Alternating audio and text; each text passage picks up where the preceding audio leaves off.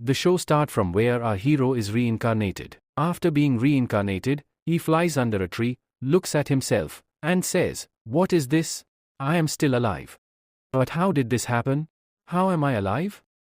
He goes to the top of the side, where there is a river. He drinks water from it, and as he does, he sees his reflection. Suddenly, he vomits and exclaims, "What is this?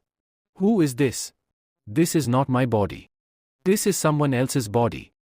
He is shocked and says, "I need to calm down. I have to calm down." Then he starts thinking, yes. But what happened? He recalls that when he had a beast, his great coon, a massive mudfish, he had cultivated it to become incredibly powerful. At the same time, he had taught his Kun-chan master a nirvana skill, a special ability that ensured, whenever his beast master dies, Kun-chan sacrifices itself. By doing so, it revives its master in a new body after a full year. Realizing this, he says, "That means I have been reborn in this boy's body after a year. A full year has passed." He becomes overjoyed but then suddenly turns sad. "Wait. That means I died a year ago." Confused, he wonders, "How is this possible? How could I have died a year ago? Back then, I was on the verge of evolution. I was about to take my Kun-chan to the ultimate level." But before he could complete the breakthrough, someone backstabbed him. Realization strikes him. Someone betrayed me. That's why I died. My great beast, my mudfish, had reached such an insane level that it could do anything. But the chances of failure were minimal. So who did this to me? Who betrayed me? He then shifts his focus. First, I need to figure out whose body this is. Who was the original owner? And why is he here? At that moment, he hears footsteps approaching from the top of the side. Soon, several figures emerge from the bushes, many guards appear. They shout, "We found him! We got him!" At the same time, they glance at our hero and mutter, "His clothes look familiar. It seems he came from the White Palace." The hero thinks, "Maybe I can ask them for directions, or get information about this body from them." With a respectful tone, he speaks, "Honorable guardians of the White Palace, please help me. I believe you are searching for something important. Could you assist me here?" However, the captain of the White Palace guards unsheathes his sword and yells, "Stop your nonsense, you great pervert. Tell us immediately, where is our young miss?" Hearing this, our hero is shocked. What? What kind of nonsense is this? I just reincarnated in this body, and now I'm finding out that the original owner was a massive pervert. And even kidnapped someone's young lady? He quickly tries to clear up the misunderstanding. "I think there's been a huge mistake here. You are thinking of someone else," but the guards interrupt. "No, we are not mistaken. You are the same pervert, Lu Wang. We know it's you." The captain swings his sword and attacks. Lu Wang quickly jumps back and thinks, "I need to escape first. There's no way I can take on all of them alone. On top of that, I don't even have my demonic beast." He glances at his body and remembers, the original owner of this body had 2 demonic beasts. Maybe I can use them. He takes a deep breath and declares, "Excuse me, but I'll have to summon my demonic beasts." The guards, now even more alarmed, exclaim, "He's calling his demonic beasts. Be on guard." With that, Lu Wang begins summoning his first demonic beast, as the beast starts taking shape. Then he says, looking at it, "It seems that it can be a wild beast and very powerful. Although the size is very small, I can use it because I have been a great beast master in my previous life. I have been a beast emperor, so I will be able to tame it very easily." But as soon as that beast appears, all the people start laughing because it is a small dog. Along with this, the dog runs toward Lu Bang, rubs against his leg, and starts moving back and forth. "You know what he is doing here because this dog is also a big pervert like him."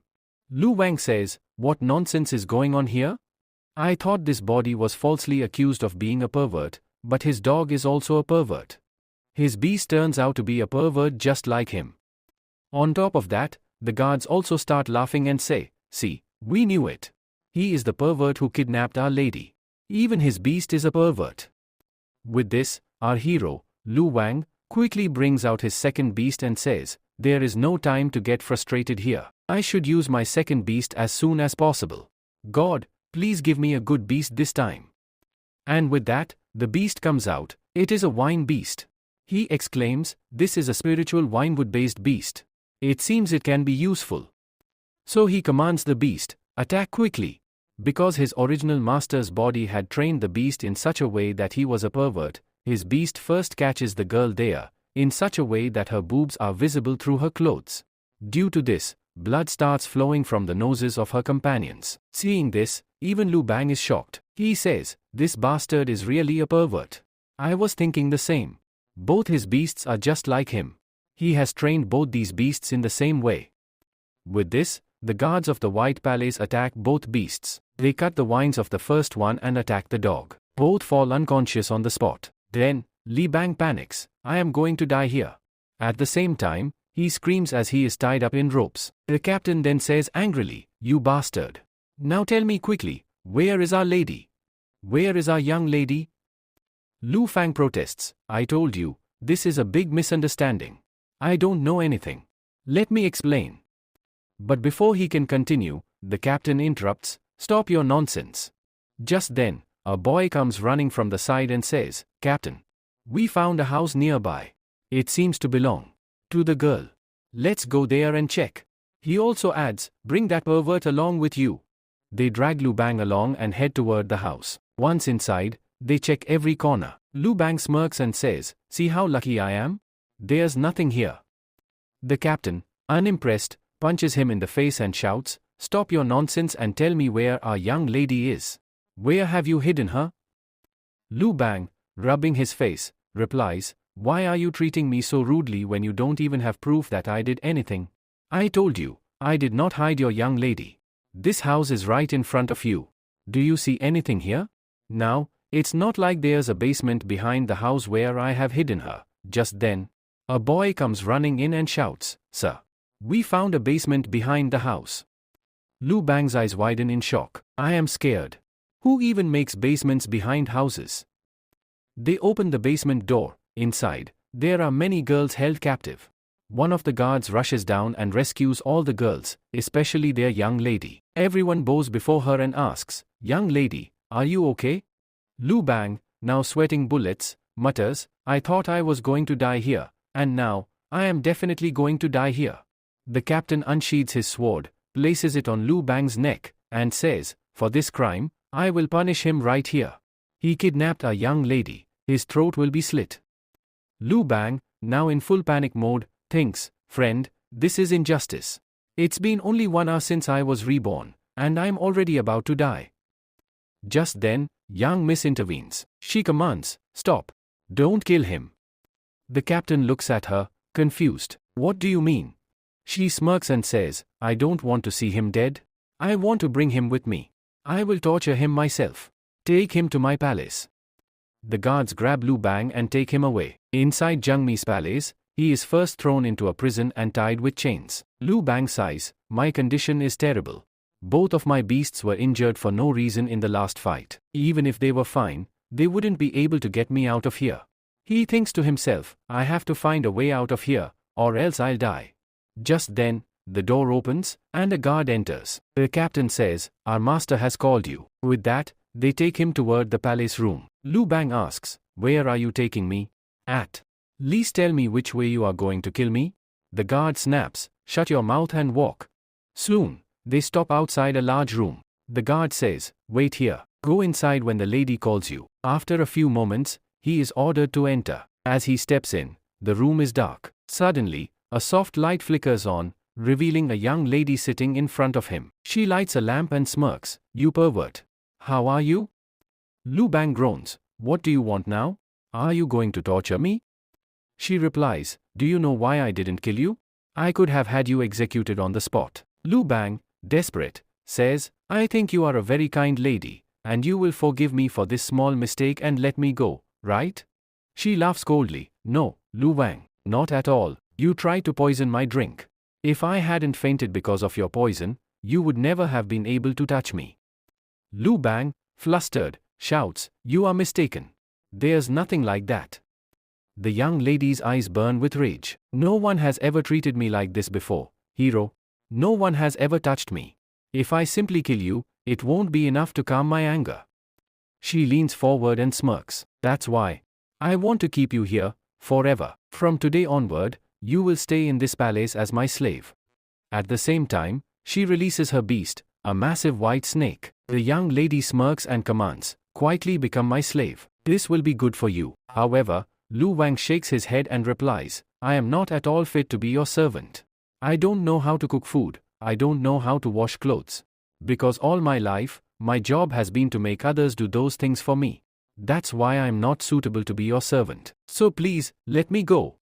Saying this, he turns around to leave, but the young lady's expression darkens. "Who told you that you could leave?" she says coldly. With a sharp glare, she orders her white snake, Bai Chan, "Go and teach him a lesson." Immediately, Bai Chan slithers forward, opening its huge mouth, attempting to swallow Lu Wang whole. But Lu Wang quickly jumps to the side, dodging the attack. The young lady smirks and taunts, "Are you going to fight, or will you just keep dodging? If you want to leave, first, you have to defeat Bai Chan." Hearing this, Lu Wang sighs and says, "So I have no choice. I have to fight." He quickly takes out both of his demonic beasts, but when they appear, they are both sleeping. Frustrated, Lu Wang yells, "You lazy bastards! Wake up! I am about to die here, and you are sleeping? Do you want to see your new master die?"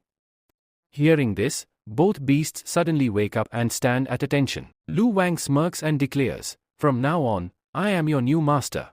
If you want to keep living, you must protect your master and defeat this giant snake, Bai Chan. Show me your full power." Both beasts become furious and immediately charge at Bai Chan with full force.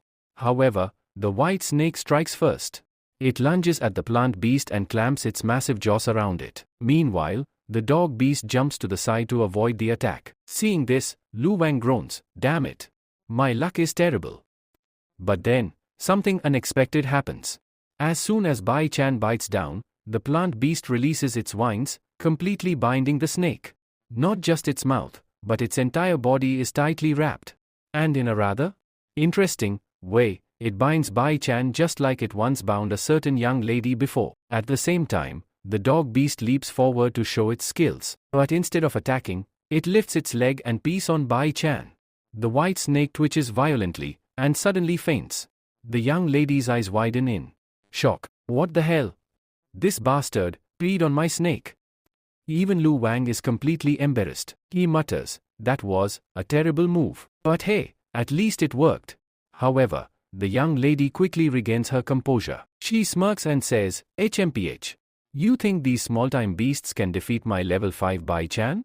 With a flick of her hand, she activates Bai Chan's special ability at that moment. Bai Chan's body ignites with burning flames, its scales glowing bright red as its temperature rises to a deadly level. The heat is so intense that the plant beast inside its mouth begins to burn. Unable to withstand the flames, the plant beast is thrown to the ground, crashing into the dog beast. Both collide with a rock and fall unconscious. Lu Wang's face darkens. "Damn it! Both of my beasts, lost." The young lady laughs. "Now, Lu Wang, who will fight for you? Your beasts are unconscious. Will you fight me instead?" She gives Bai Chan a signal. "Bai Chan, attack!" The massive snake charges at Lu Wang once again. In desperation, Lu Wang grabs Bai Chan's mouth, trying to hold its jaws apart. But the force is too strong. In the struggle, both Lu Wang and Bai Chan tumble into a nearby pond. As he sinks into the water, Lu Wang grits his teeth. "I can't die like this. I was once a great beast tamer. And now, I am going to be killed by a mere snake. If only Kun Chan were here." Just then, something moves in the water. Lu Wang notices a shadow. His eyes widen in shock. From above, the young lady scoffs. "It's over, Lu Wang. You have no way to win. Surrender and become my slave. It'll be better for you." She smirks. "Or, do you still want to fight?" But at that moment, Lu Wang sees it. A mudfish. With his last ounce of strength, he reaches out and tames it, making it his beast. The young lady sees this and suddenly bursts into laughter. "Are you an idiot? You tamed a mudfish." She shakes her head. "Don't you know? That's the worst kind of spiritual beast. Only a fool would tame something like that." Then, with a smirk, she adds, "It seems, you haven't heard the story." Lu Fang asks her, "Which story are you talking about?" The young lady smirks and replies, "This is a story from a year ago. Back then, there was a very powerful beast emperor from Joyland. He had trained a massive mudfish, raising it to an incredibly high level. the ultimate guard level. She pauses before continuing, but do you know what happened next? The mudfish ate its own master.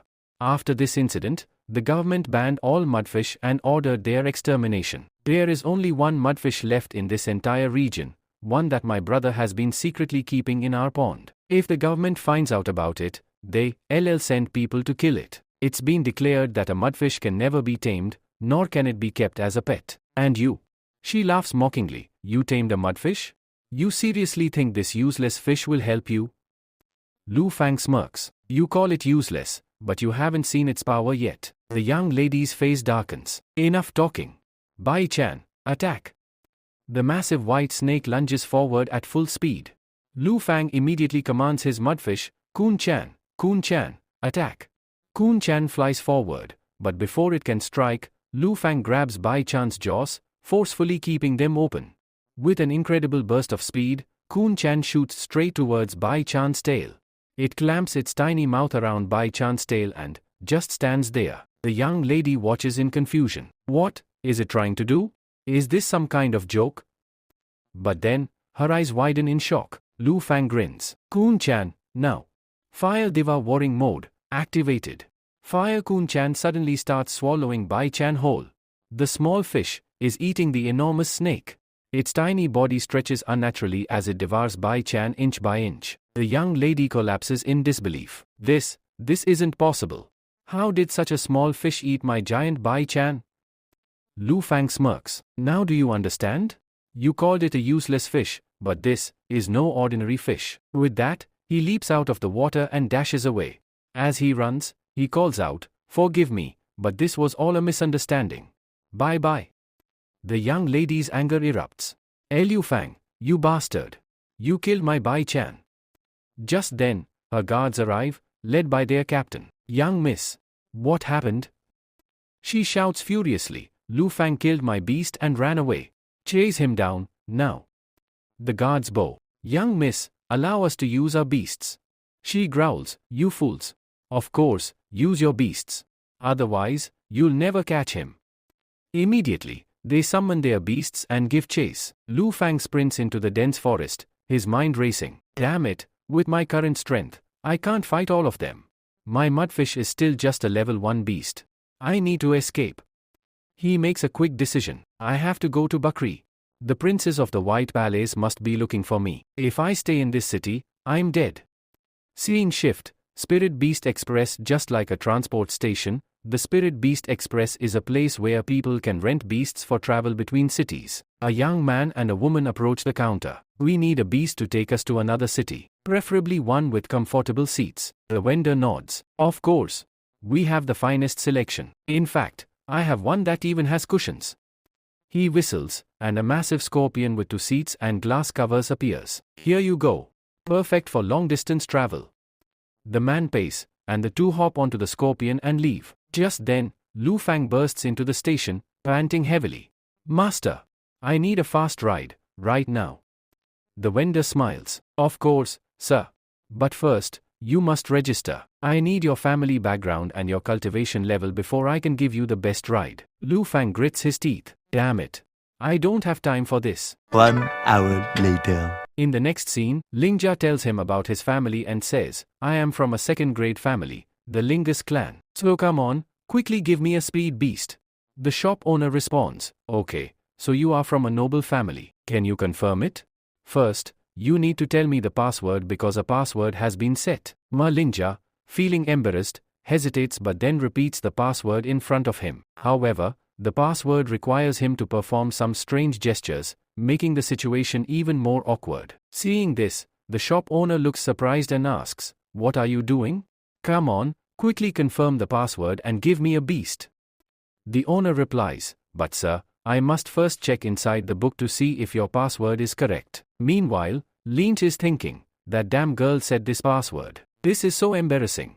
Lynch impatiently says, Hurry up and tell me if it's correct. The shop owner hesitates and says, Sir, I did not find any such password here. Can you repeat it? Lynch, now frustrated, snaps, No, I won't repeat it again. Just tell me whether you found it or not. The shop owner finally gives in. Okay, I found it. Lynch, relieved, demands, now that you've confirmed the password, give me the Dark Shadow Panther. I need a fast one. But the shop owner shakes his head. Sir, that beast is not for you because your family's status does not qualify for it. Lynch is shocked. What do you mean? I am from the second grade Lingus clan. Why can't you give me the panther? The shop owner sighs. Sir, the level of your family has fallen significantly. Lynch is taken aback. What? Tell me quickly, what is the current status of the Lynch clan? Has it fallen to the first level, or is it at 0 level? How could so much change in just 1 year? How could the Lynch clan fall so much that it's at the first level, or worse, 0 level? It can't go any lower than that. The shop owner, looking apologetic, says, Sir, I am sorry, but your Lynch clan has been completely eliminated. There is nothing left of it. It's gone. Lynch is shocked beyond words. Scene shift. The White Palace. In the White Palace, a captain returns and reports, My lady, we could not find him. It seems he has escaped. His speed was greater than ours. The young lady, furious, yells, You are all absolutely useless. You couldn't even catch one boy who insulted your young lady. I want revenge. You people are of no use to me. Go and bring him to me. The captain pleads, Young miss, please forgive us, but we will find him someday. Just then, a massive bird flies above them. Everyone looks up as it lands. Sitting atop the bird is her elder brother. The young lady rushes forward. Big brother. Big brother. Finally, you have returned. Scene shift. Lingxiao visits the shop owner and asks, What happened? How did the Lingxiao clan's condition deteriorate so much in just 1 year? The shop owner hands him a book. Everything is written inside this book. Lingxiao sits down and starts reading. According to the book, only a year ago, the beast emperor of the Lingxiao clan, a powerful beast master, had evolved his mud fish to such a level that it had reached god tier. However, after reaching this stage, the mud fish turned into a berserk and devoured its own master. After the beast emperor's death, the Lingxiao clan's downfall began. The government, fearing the Kun Chus, ordered the extermination of all mudfish. The massacre further devastated the Lingxiao clan, forcing them to remove their name from the list of recognized clans. Since then, the Lingxiao clan has ceased to exist. No one knows whether any members are still alive. It has been completely erased. Lingxiao clenches his fists. This all happened because of me. He regrets his choices. I should have made my clan powerful. Instead, I focused only on myself. I pushed my mudfish to the highest level for my own fame, but I neglected my clan's strength. If only I had thought about my family first.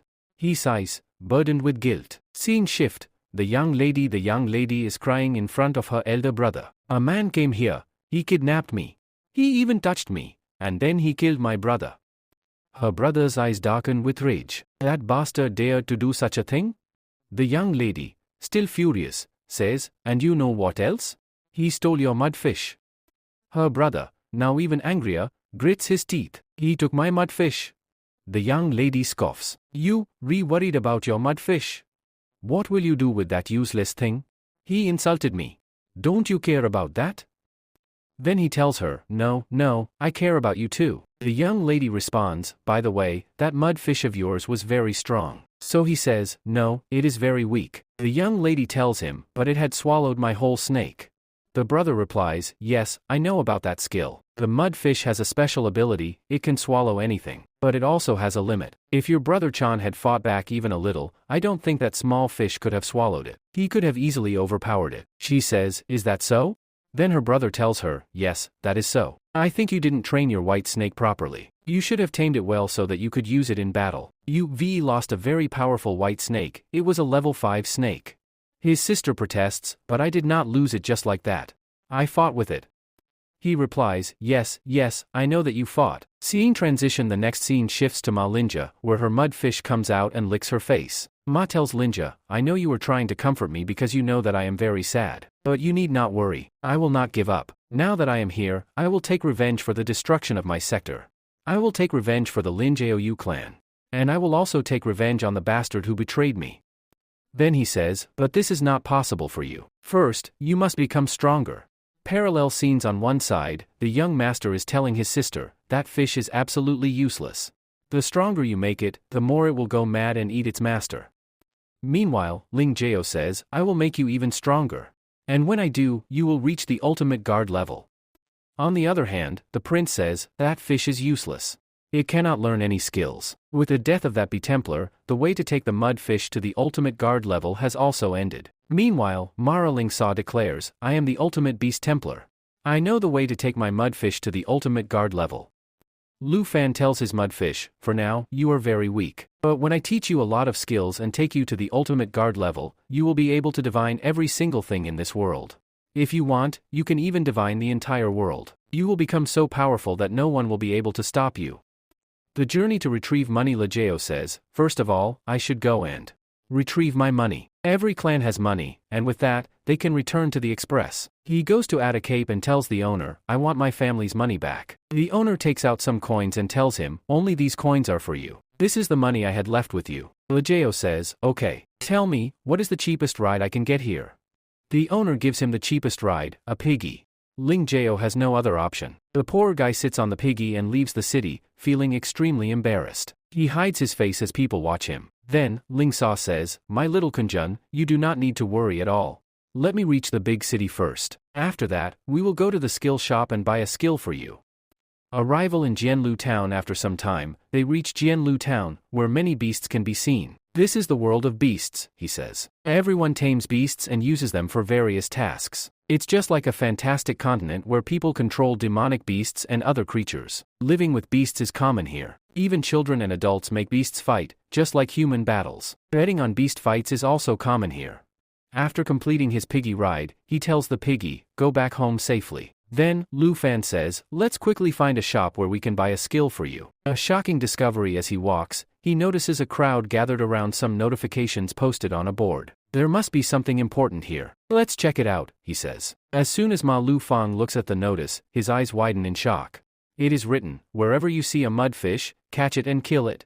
Both Lu Fang and Kuan Chan scream in horror. Immediately, Lu Fang hides his mudfish and whispers, hide quickly. If they see you, they will kill you. He turns back and says, these people are extremely dangerous. Lu Fan says, let's first go to the medical store and get both our beasts healed. As they enter, a young girl at the counter greets them, sir, please tell us how we can help you. Lu Fan places both of his beasts in front of her and asks, can you heal both of them quickly? She smiles and responds, yes, why not, sir? This is not a big problem, it is our duty. With that, she heals both beasts and tells him, sir, both of them are completely healed. After resting for a few days, they will be fully recovered and ready to fight again. She hands him an envelope and says, inside this, you will find their skill details. Lu Fan takes the envelope and replies, thank you very much. After leaving the store, he checks the skills of both beasts and is shocked by how impressive they are. However, he notices a problem, their levels are stagnant, so their powers are limited. Lu Fan reads further and exclaims, Doggy's skills include the ability to paralyze enemies with his Susu, heal poison with his Susu, use the puffball skill, and also activate the Popo skill.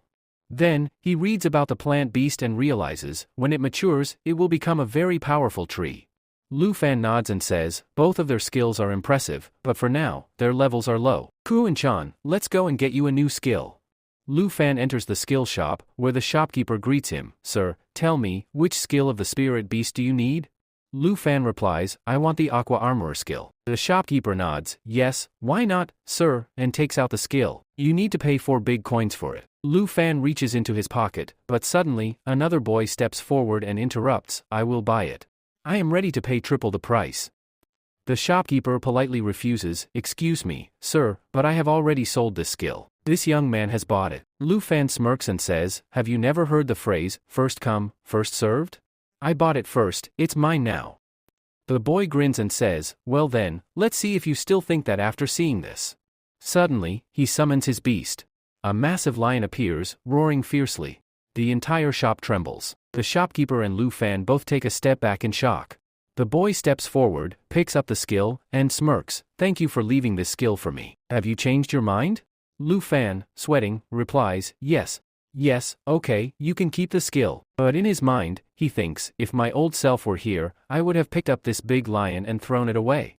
But right now, both my beasts are injured, and my mudfish is useless. The boy suddenly starts staring at Lu Fan intensely. Lu Fan frowns and says, what now? Why are you looking at me like that? The boy suddenly rushes forward and exclaims, Brother Lu, it's you. But, you don't recognize me? His lion also starts licking Lu Fan's face. In the next scene, the boy takes Lu Fan to his house, treats him to a grand meal, and asks, "Brother, where have you been? Do you know how many days I have been missing you?" Lu Fan shrugs, "Where else would I be? I was just enjoying my boring life at home." His friend laughs, "I think you were having fun with a lot of girls at your house. I know exactly what kind of person you are." Lu Fan quickly denies, "No, it's not like that. I didn't have fun with anyone." His friend smirks, "Stop it. I know you too well. I admire you so much. I even learned a very special skill, a skill on how to woo girls. I mastered that skill, and after that, well, I had fun with many girls." He stands up, looking excited. "Just wait. Let me show you what I brought for you." He gestures toward a large, covered cage. "Look at this." He dramatically removes the cover. Inside is a demonic beast. Its name? Speedy Eris. It is a human-type beast, wearing tight, revealing clothing. The boy smirks and says, "Look at her. Isn't she sexy?" He nudges Lu Fan playfully. "You love beasts like this, don't you? You know exactly how to have fun with them. That's why I caught her just for you." Lu Fan stares in shock as the boy continues, "I caught her with great difficulty. Many of my customers love these kinds of beasts. When humans get bored, they enjoy such beasts." He steps closer to Lu Fan and grins, "Would you like to try this one first?" Then Lu Fan quickly refuses, "No, no, no. I would not like to try it at all." At the same time, he thinks to himself, "I should know very well about their clan. From this boy's memories, I know that he captures human-like female beasts and forces them into business, meaning he's a pervert. Since he's Lu Fang's friend, he must be one too. But I am not Lu Fang. I need to get out of here." He then says, "Brother, I have a request. Will you fulfill it? Can you give me the Aqua Armorer skill?" The man responds, "No, no, no. How can I just give you this skill so easily?"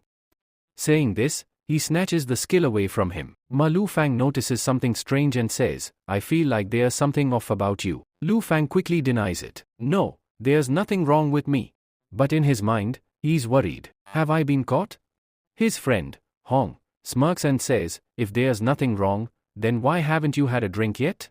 You haven't taken a single sip of wine. You also refuse to have fun with the girl here." Hong then challenges him, "If you want the Aqua Armorer skill, you'll have to drink with me." The one who remains conscious after drinking wins the skill. Hearing this, Lu Fang panics internally. "In my past life, I couldn't even handle one glass of alcohol. After drinking just one glass, I used to act weird. This is bad. It seems like I'm going to lose here." Hong laughs. "What happened? Don't tell me you don't want to bet with me. Do you really not want this skill?" Lu Fang, determined, accepts the challenge. Both of them start drinking. Moments later, Hong is completely unconscious while Lu Fang remains sitting, safe and sound. He looks around, surprised. "Ha! I won. This means, this body doesn't get drunk at all. It must be immune to alcohol." With a grin, he declares, "Since Hong is unconscious, I must have one. This skill is mine." He picks up the skill scroll and says, "Kun-chan, I need to teach you this skill as soon as possible so you can become strong." As he turns to leave, he notices Speedy Aries sitting nearby. Extending his hand toward her, he gently removes her mask. "You don't have to be afraid anymore. You are free now. Leave this place and make sure you never fall into the hands of these people again." Tears well up in her eyes, but she nods, feeling grateful. The next scene takes us into a dense jungle filled with water. Lu Fang looks around and says, "This is a perfect place for training. Kun-chan will be able to train properly here." He calls out, "Kun-chan, come out quickly." Kun-chan appears, and Lu Fang asks, "Do you want to become strong?" She nods eagerly. "Yes. Yes. I want to become very strong." Lu Fang smiles. "All right, then let's start." Taking out the Aqua Armorer skill scroll, he explains, "Let me teach you the new skill I just obtained." Opening the scroll, he continues, "This skill, like many others, is recorded by beast masters. Once recorded, they are stored inside these special scrolls, and new beast masters can buy them to train their beasts." He holds up the scroll. "To teach this skill, I just need to activate it." As he opens the scroll, a QR code appears on it. He presses the scroll against Kun-chan's body and instructs, "Just keep this on you like this. The skill will be absorbed into your body automatically. Once it is absorbed, the scroll will disappear on its own." Moments later, the scroll disintegrates, its knowledge now transferred into Kun-chan. Lu Fang smirks. "Kun-chan, you have now learned Aqua Armorer."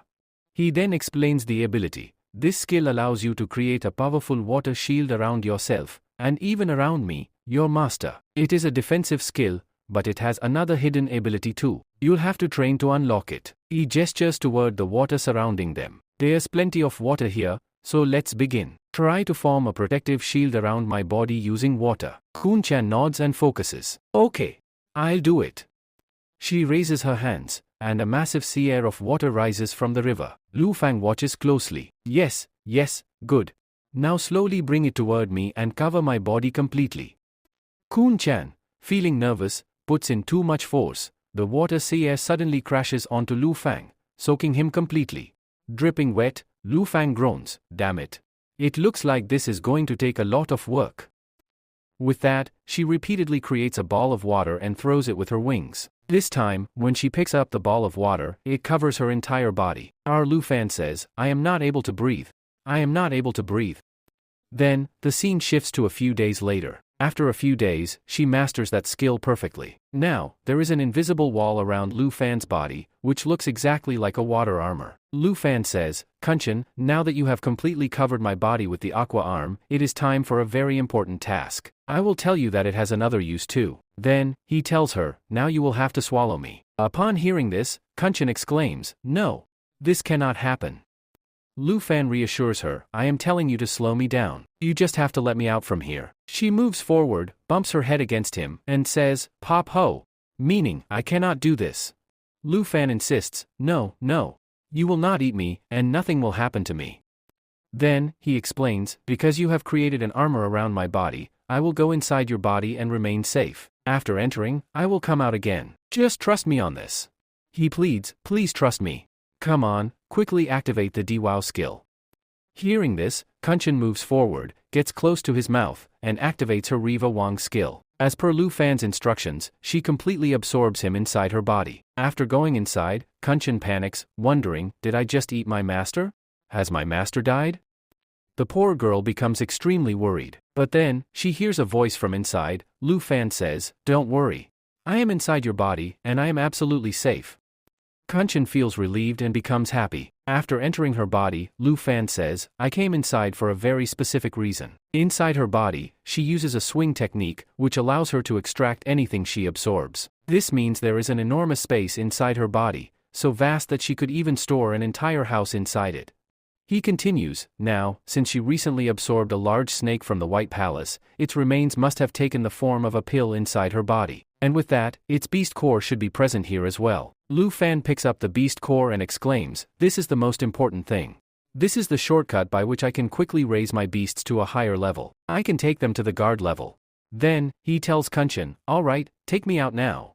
She follows his instructions, and he emerges. After coming out, Lu Fan says, now that I have this special beast core, which belongs to a fighting-type beast, it must be used properly. He then calls out, Doggy-chan, come here. He hands the beast core to Doggy-chan and tells him to eat it quickly. As soon as Doggy-chan consumes the core, his power level surges. His eyes start glowing, and his entire body begins to shine. Lu Fan observes, now that Doggy-chan has absorbed it, first, his spiritual power will increase. As his spiritual power grows, his body will evolve, and his size will expand. As expected, Doggy-chan fully absorbs the energy from the core. His size increases, and his rookie level jumps from 6 to 8. Lu Fan smiles and says, this is great. Look, he has also acquired some new skills. As the beast core evolves, Doggy-chan gains new abilities. Lu Fan and his companions are thrilled with this development. Doggy-chan is also overjoyed. Lu Fan then turns to his friends and declares, I will make all of you very powerful in a short amount of time. I know some secrets that no one else does. He continues, now, I just need to find some more pills for my other two beasts. As long as we stay in this forest, we will capture powerful beasts and extract their beast cores. He concludes, I will go inside Kun-chan's body, retrieve the beast pills from there, and distribute them to all three of you. This way, your power levels will rise quickly. Once that happens, you will become incredibly strong.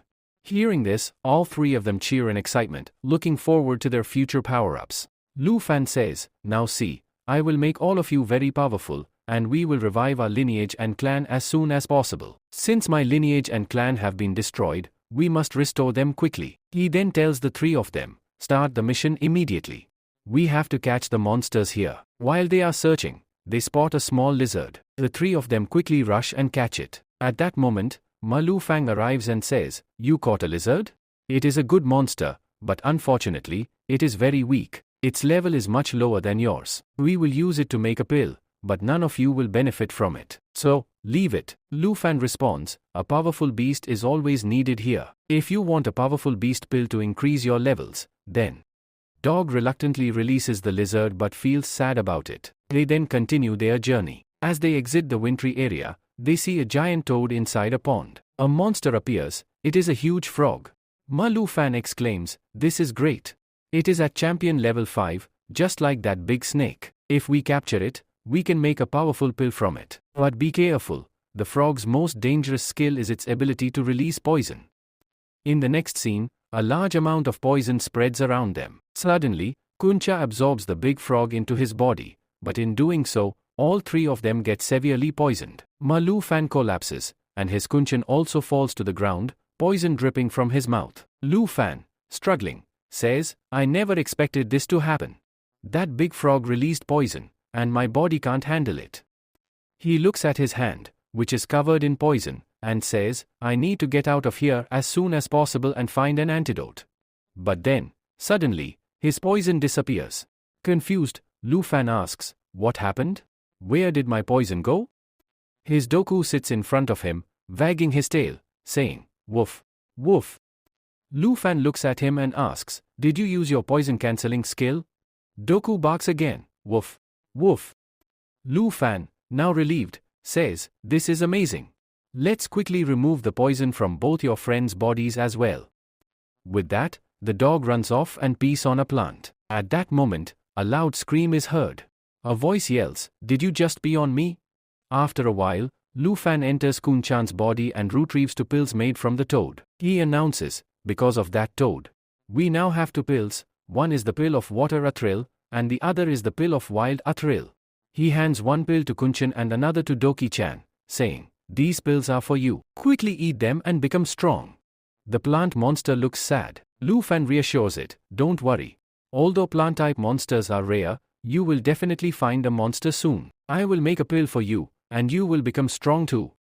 Lu Fan then says, "In this forest, 1 month of training is equal to 1 year of training for others. By the time you leave here, you will be so strong that you can defeat even the biggest beasts." The group enthusiastically replies, "Yes. Why not?"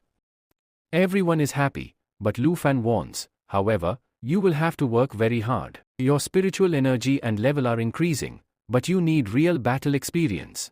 Training starts tomorrow." He then tells them, "Your first day of training will be tough. It will push you beyond your limits." On the first day, they are forced to run non-stop the entire day. On the second day, they battle a giant tree monster. On the fifth day, they fight against a massive monster that ends up swallowing them. By the sixth day, and after 2 weeks, their attitudes change significantly. They have become much stronger than before. They have learned to fight on their own. Ma Lu Fan proudly says, "The month of training has paid off. You can now fight with proper skill. Before, you were just pretending, but now, you can truly battle." He then declares, "Since you are fully ready, let's return to our clan and see what has become of it." Finally, he sits on his pig mount and sets off for the Lynch clan. He wants to see who all are left in his Lingjiao clan and whether his clan has been completely destroyed or not. When he reaches there, he is quite surprised to see his door because, till a year ago, his gate was absolutely safe. But now, his gate is also broken, and vines are growing on top of it. From today, he is quite surprised that so much has changed here in just 1 year. With this thought, he goes inside the door. As soon as he steps a little inside, he is shocked to see some of his companions, some of his disciples, lying there in an injured condition. Along with them, their beasts are also dead. In front of them stand people from another clan, which I believe is the Bank clan. These people from the Bank clan are attacking them. 3 boys from the Bank clan are commanding their beasts to attack and saying, "Yes. Leave this place and run away because we want to occupy it." But the boys from the Lingjiao clan respond angrily, "Why would we give you our land? This is the land of our Lingjiao clan. Once upon a time, our clan was so great that the status of your Bank clan wasn't even equal to the dust under our feet. And today, you dare to threaten us?"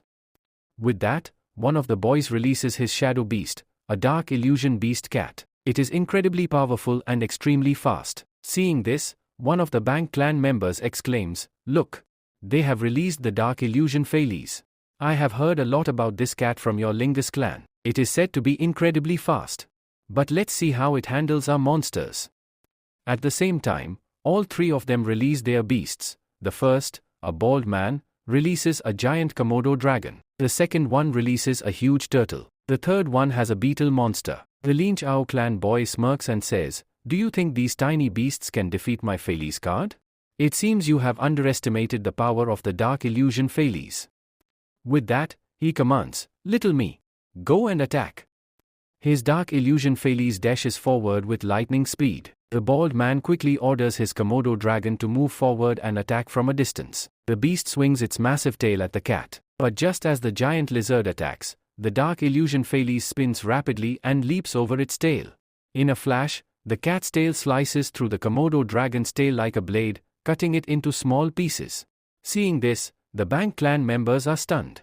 The injured lizard starts retreating in pain. The second one, realizing the danger, commands his turtle, "Retreat into your shell." The turtle quickly withdraws inside its shell, but the dark illusion Fairies rushes toward it with incredible speed, leaps high, and slashes its claws down. With just one strike, the turtle's massive shell shatters into pieces. Witnessing this, the Bang clan members are even more horrified. The second boy shouts in panic, "It killed my turtle too." The third one, now terrified, orders his beetle monster to retreat, "Move back quickly." But before the beetle can escape, the dark illusion Fairies spins in a spiral motion, dashing straight through its body at high speed. The beetle is sliced clean in half, just like a spear piercing through its target. Now, with two monsters dead and the third one severely injured, the Bang clan boys are utterly terrified. The Lingxiao clan boy glares at them and declares, "You fools! Did you really think you could come here and challenge the great Lingxiao clan?" The bald man, realizing they are in trouble, whispers to his partner, "It seems we'll have to use some trickery here." His partner nods and commands his beetle, which is still alive, "Release your horn attack." The beetle charges forward with its deadly horn, aiming at the injured warriors of the Lingxiao clan. But before the attack can land, the dark illusion Fairies rushes back just in time and blocks the attack, preventing any harm to the wounded. However, at that very moment, the giant lizard, which was thought to be defeated, suddenly emerges from behind and bites down on the dark illusion Fairies with full force. With one brutal attack, the cat is crushed in its jaws, and it dies. She picks up the dark shadow cat and throws it down. With this, the cat starts bleeding from its mouth, blood flowing from its body. And then, it dies right there. The poor boy hugs his cat tightly, tears streaming down his face as he cries out, "Little me, you cannot die here like this." Now that their last hope, their final beast, has also fallen, the boys of the Bang clan burst into laughter. "Ha ha ha! That was the last beast you had. You people have nothing left. You have no reason to stay here anymore." Another one mocks them, "Leave quietly, or else all of you will die here." The bald one smirks and commands his lizard, "Move forward and kill that boy first, the one who owned that cat." The giant lizard stomps forward, standing menacingly in front of the grieving boy. The bald man sneers, "From today onwards, fools like you who belong to the Lingxiao clan have no place in this world. Your clan has fallen. This place now belongs to us. Never show your face here again." As the giant lizard opens its mouth, preparing to devour the boy's head, suddenly, splash! A mysterious liquid attack splatters onto the lizard's face, stopping it in its tracks. Everyone whips their heads to the side to see who attacked. There, standing on the sidelines, is Lu Fang. Lu Fang smirks, holding his dog in his arms. The dog has just squirted urine directly onto the lizard's face. "Who are you people, trying to mess with my Lingxiao clan?" A girl standing nearby gasps as she hears his voice. For a moment, she feels as if their grandmaster has returned. She whispers in disbelief, "Ji grandmaster?" But the next second, she shakes her head, No, this isn't our grandmaster, this is someone else." She turns to her companions and asks, "Do you know this boy?" They shake their heads. "No, miss, we have never seen him before." The bald man steps forward, glaring at Lu Fang. "Who the hell are you? And why are you interfering? Do you want to die here?" Lu Fang smirks and cracks his knuckles. "Small fry like you can't kill me. Do you really think that even all of you combined stand a chance against me? He pats his dog's head and says, my little Doggy-chan alone is enough to deal with you. He then commands, Doggy-chan, go. Show them what you can do. Doggy-chan charges forward. The bald man laughs mockingly. Do you really think that this tiny dog can defeat my massive ground dragon? Your dog is just at the champion level, while my ground dragon is at the ultimate level. Both beasts prepare for battle. The moment the ground dragon strikes at Doggy-chan, the dog suddenly inflates its body using its pillow skill. Due to this, the attack doesn't affect it at all. Lu Fang grins and shouts, now, charge forward. Show them what your pop and tech technique can do. Doggy-chan responds, yes, boss. With a powerful leap, Doggy-chan punches the ground dragon straight in the mouth. A shockwave erupts as the impact shakes the entire battlefield. The power level of Doggy-chan has increased tremendously due to its training. With rapid gum-gum punches, Doggy-chan rains down powerful strikes on the dragon's face. Lu Fang shouts, now, use your spiral technique. In an instant, Doggy-chan wraps itself around the ground dragon's body and spins violently. The entire dragon is lifted off the ground, spun around like a tornado, and then slammed into the wall with full force.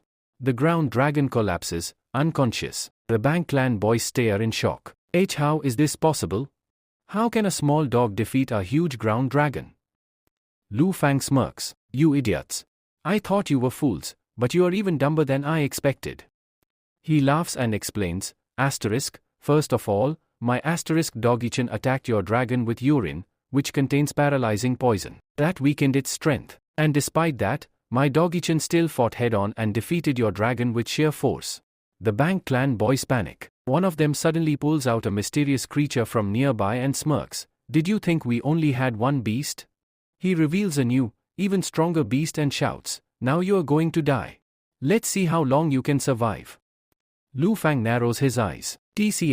I don't have another beast right now. Realizing he's at a disadvantage, Lu Fang suddenly starts running away.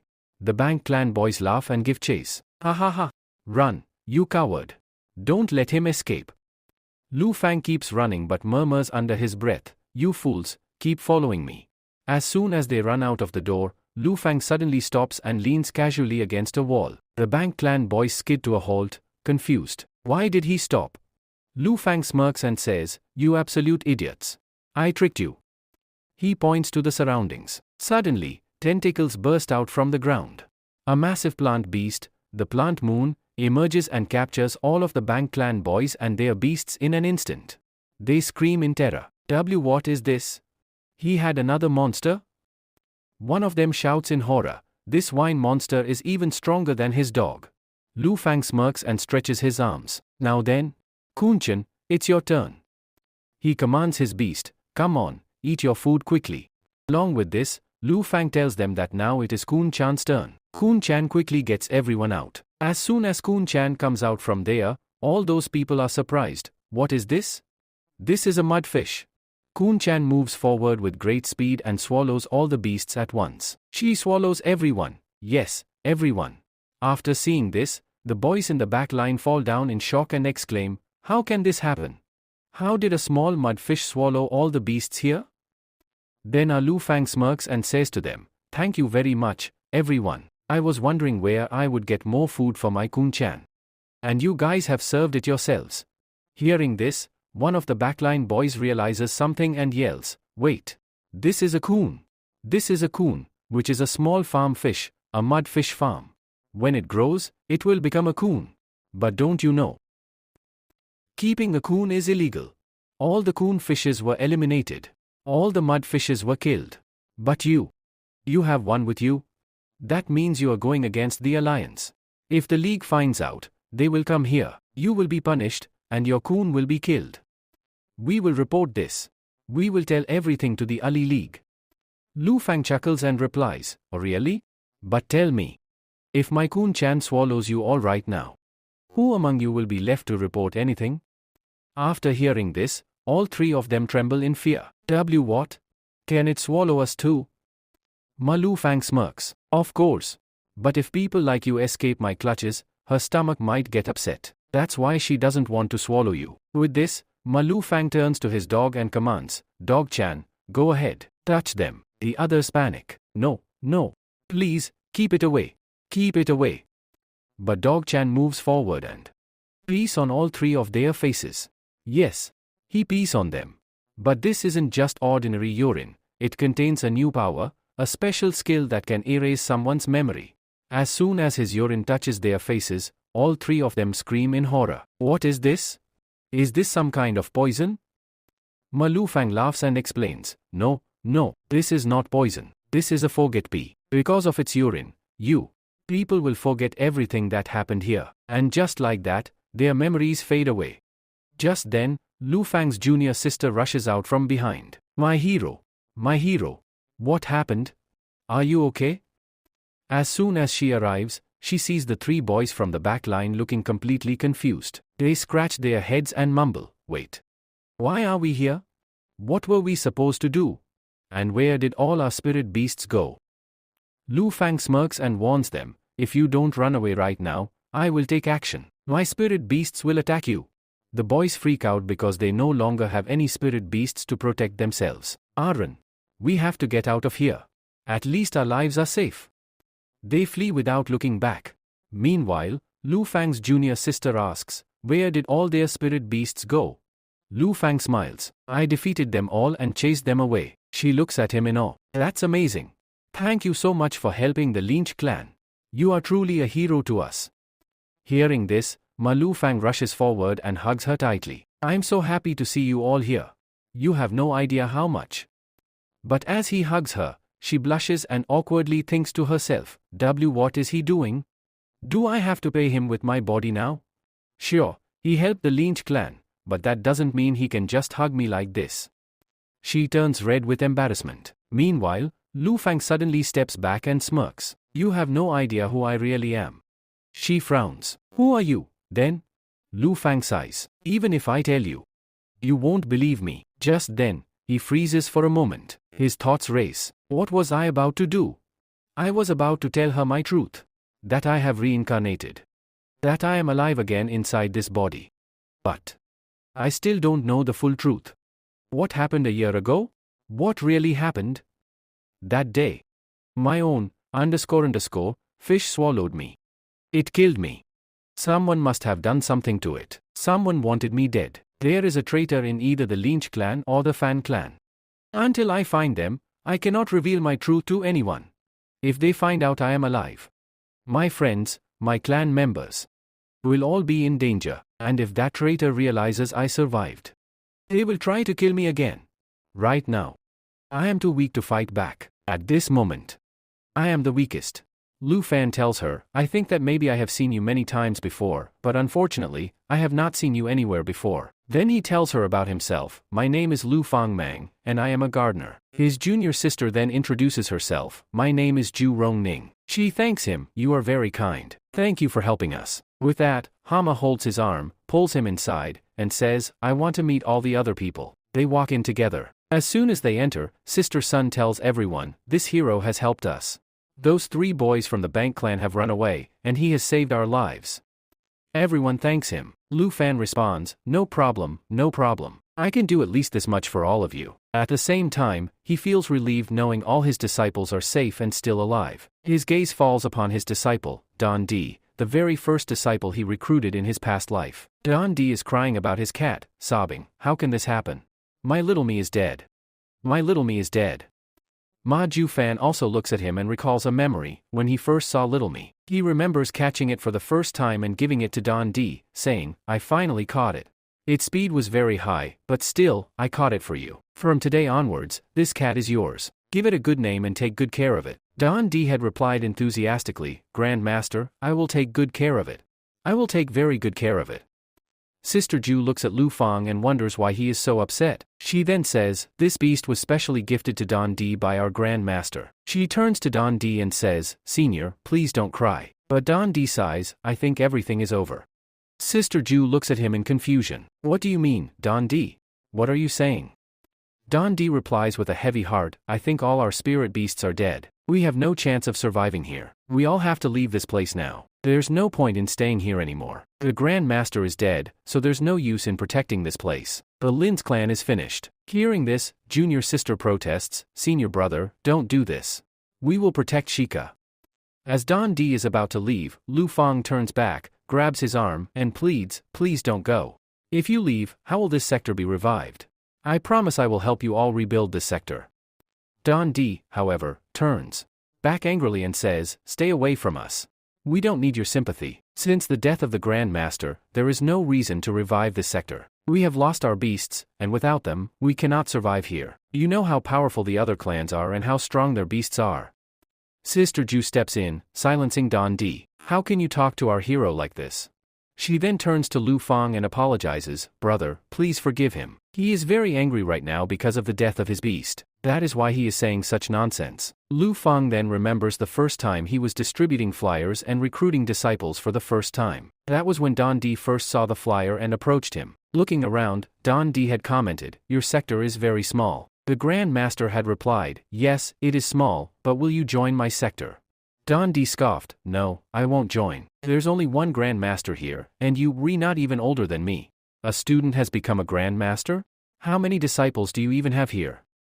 Lu Fang had answered honestly, I am the only one. Hearing this, Don D laughed, you're alone. That means there's no one here except you. He then started pointing out flaws. First, this place is too small. Second, there's no banner above the gate. Third, I don't think you can afford it. Fourth, your uniforms are too dirty, who would wear them? Fifth, the rooms here are in terrible condition. And on top of that, there's only one washroom, and even water is scarce. Do you think anyone would want to join this place? Lu Fang calmly replied, okay, if you don't want to join, then don't. But at least don't insult our sector. Don D then smirked, no, it's not like that. If you promise me that whatever you've written on this poster, about making this sector the greatest in the world, is truly your dream, then I am ready to join you. Lu Fang had firmly said, yes. I will make that dream come true. With that, Don D shook hands with him and declared, all right, Grand Master, I am your first disciple. Together, we will make the Lin's clan the greatest. After that, we see Don D wants to leave while he says to Sister Ju, please don't do this. If you leave, then who will protect this place of the Grand Master? Who will take responsibility for the protection of the Lingxiao clan?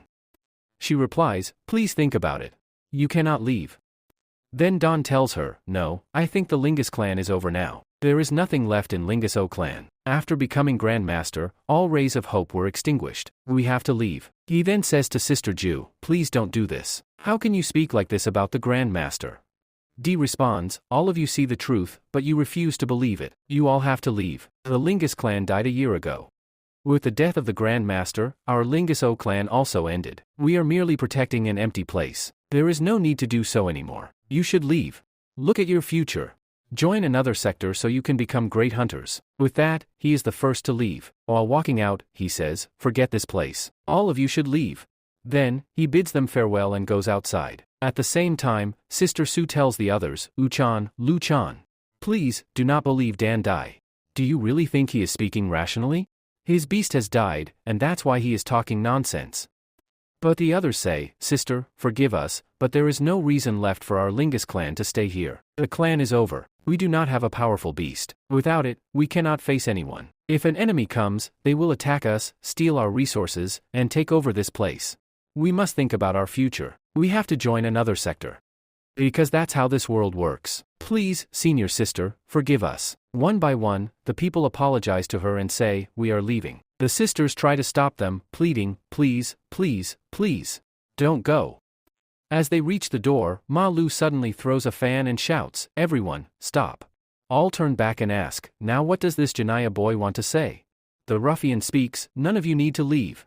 The Lingxiao clan is not dead yet.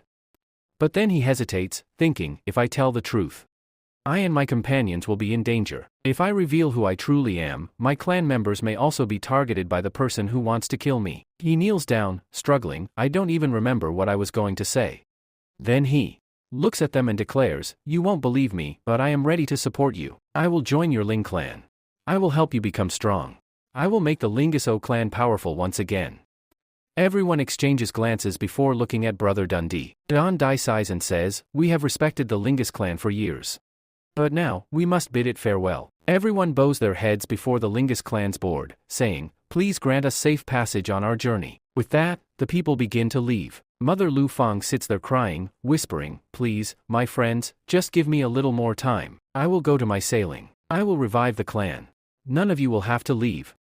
The poor guy sits there in sorrow, lamenting, I couldn't do anything.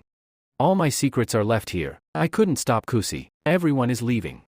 Senior Sister Ju is also crying. At that moment, a girl named Junk approaches her and says, Senior Sister, please don't cry. Please don't be sad. I am here. Ju, surprised, looks at her and asks, You're not leaving? Junk smiles and says, No, sister. Why would I leave? You took me in when I was struggling. Since then, this place has been my home. How can I abandon it? Sister Ju sighs, It was my mistake to force you to join my sector. But now, this place is nothing but ruins. If you want to go, you can. I won't stop you. Junk shakes her head firmly. No, sister. I don't want to leave. I will stay. At that moment, another sister steps out. Her name is Ji Tong. She asks, How many people should I cook for now? Most have left. I suppose I will have to cook for fewer people. She is their maid, responsible for their meals. The sister asks, Are you not going to leave? Ji Tong replies, Where else would I go? This is my home, and my job is to cook food for you all. She explains, I made a contract with the sector master. According to it, I have to stay here for 4 years. I still have several years left. Until my contract ends, I cannot leave. Then, she smirks, but if you want me gone, you'll have to pay me for the next 3 years' salary. If you do that, then I'll leave. After listening to this, Sister Unia tells her, Okay, you can stay here. With that, they look towards Lu Fang, who is standing on the side. Then, Sister Zhang Qi says, This is still here, but what should we do about it? She moves forward toward him and says, My hero, you do not need to stay here. This keeps happening. There isn't much left in this sector, which is why all those people have left. But you do not need to worry about them. You can leave from here. Thank you very much. But will you leave after having lunch with us? We would be happy if you did. Lu Fang looks at her and says, I want to join your group. That is, I want to join your sector. Hearing this, Sister Ju asks, Young hero, are you really telling the truth?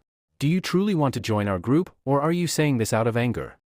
Lu Fang thinks to himself, if I want to investigate everything about the Fan family and my sector, who killed me there and who backstabbed me at that moment, then I must rejoin the sector and restore it to its former glory. If I take my clan to the second grand level, I can reach high ranks where I will be able to uncover the truth. Earlier, I never paid attention to my decisions, I only focused on making myself stronger. To take my Kuan-chan to the ultimate guard level, I did something that I should not have done. Instead, I should have strengthened my decisions as well. Because of this, my decisions lost their loyalty, and all the others left after just 1 year. They told Sister Ju, we do not want to waste talent like you by keeping you here. Go and join a great clan. Join a great sector. You will not gain anything by staying with us.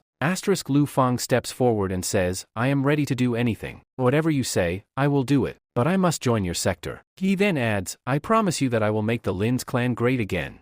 Your Ling Jiao clan will remain the clan of the first Grand Master.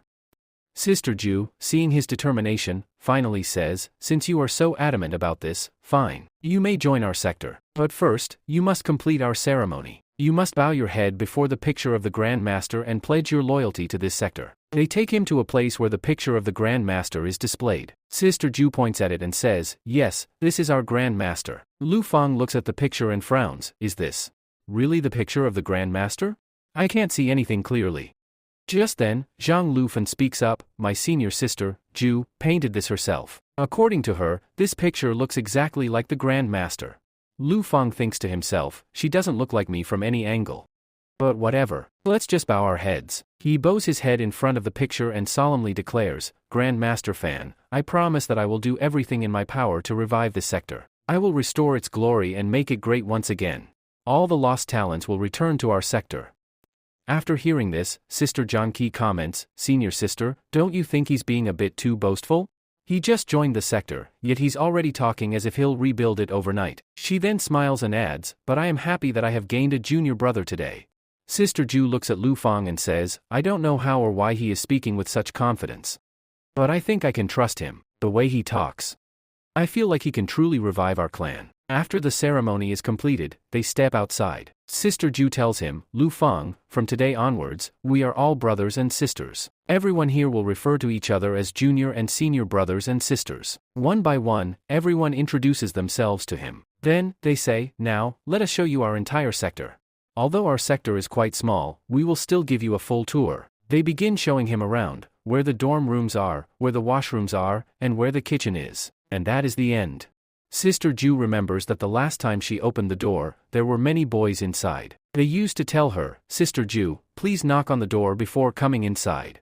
She felt very sad seeing this. Then, Yunia tells Sister Jangi, earlier, there used to be a lot of people here, but now only the two of us are left. You can sleep wherever you want, but you can sleep for me too because I feel very scared alone in such a big room. Then, they show her the washroom. After that, they take her to the kitchen. The junior sister tells her, our senior sister will now tell you some passwords. Our family has special passwords, which can help you seek assistance from the League or anyone else. You can go to the lorry stand above the place and take a ride from there. She tells him the password and says, follow me. Then, he repeats after her, Lu Fang. He looks confused and says, what? I learned it on the first try? I must be really talented. Lu Fan replies, yes, your password is very unique. That's why I learned it so quickly. After that, they reach the kitchen. When they arrive, Sister Ji cooks food for them. Then he says to her, Sister Ji, you should eat with us. How will the three of us eat sitting alone? She sits with them, but the mood is heavy. They eat in complete silence, no one speaks. Sister Ji sighs and says, it's so strange eating here in silence. Before, there were so many people, and everyone used to make noise. Someone would say, I want this. And another would say, I want that.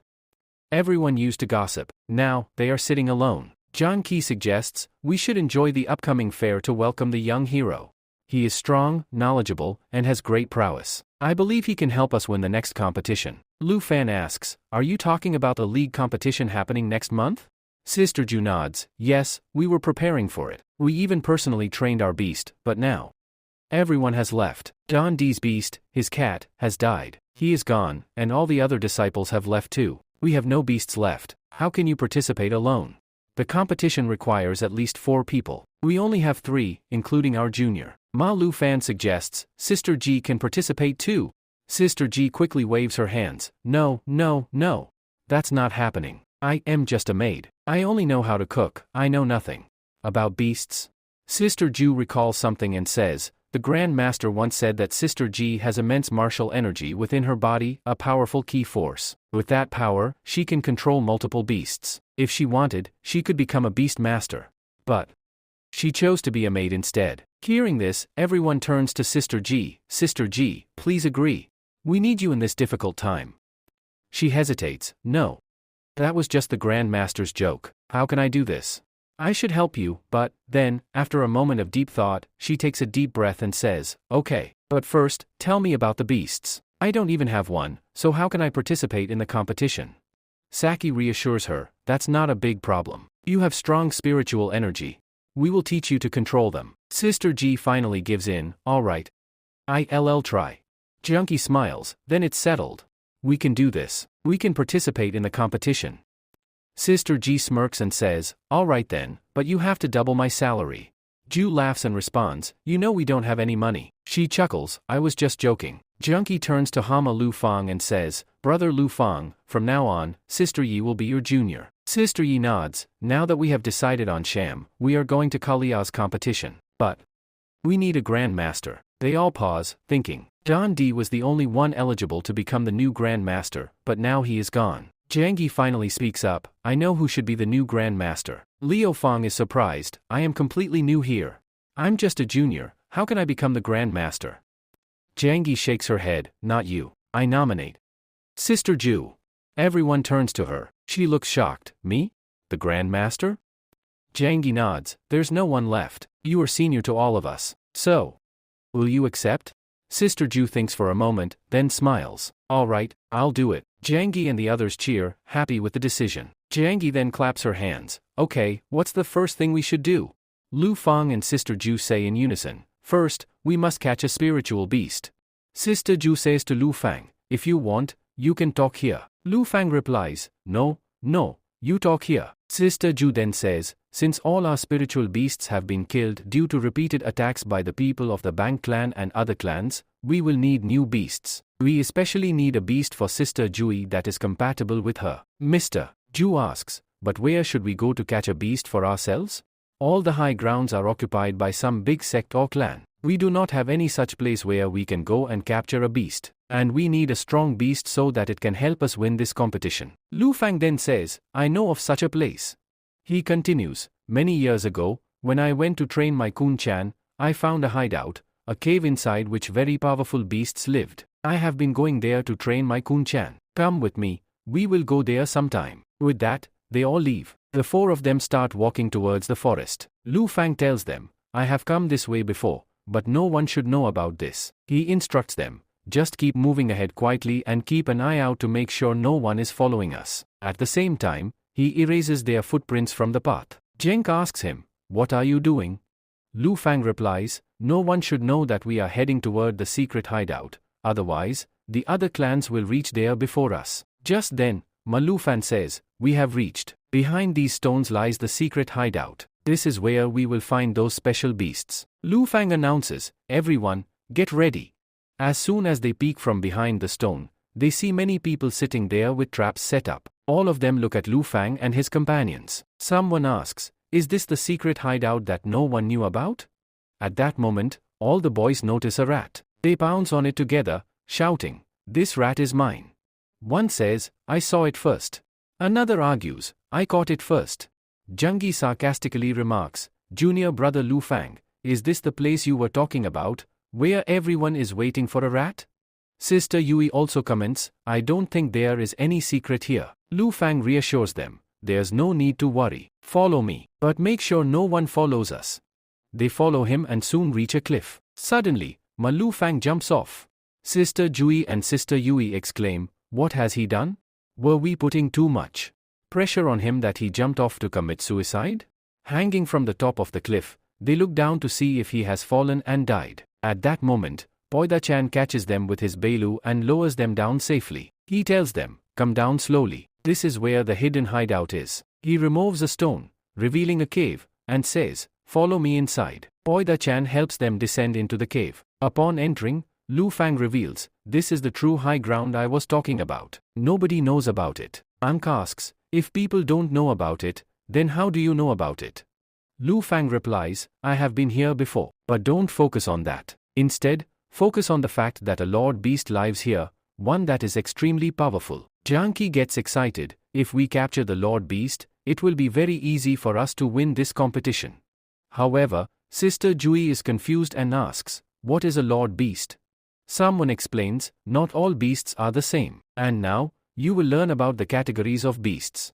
However, Sister Yui herself was confused, thinking, I don't understand what just happened. At that moment, someone told both of them, our beast master, i.e., the beast templar, had spoken about you. Your spiritual origin is very special, and you are destined for a great purpose. Meanwhile, Ma Lu Fang heard the sound of a beast from above. He looked up and saw both Firefox and Icefox sitting there, moving back and forth in front of him. Ma Lu Fang thought, it seems like they want to tell me something. Just then, Firefox hit Icefox on the head, tied him up with a rope, and started beating him. Both foxes then began crying in front of Ma Lu Fang. Seeing this, he said, it seems they are trying to tell us that someone has tied up their master and is torturing him. Sister Ju then asked, why have these two been sold in the market? They belong to that boy, Mo Chun. Why would they be here? Zheng speculated, I think that boy must have abandoned them here as well. However, Sister Ju disagreed, saying, no, I don't think so. I believe he is not a member of the Clan of Freedom. Instead, he must have been deceived. Zheng shrugged and said, so what difference does it make to us?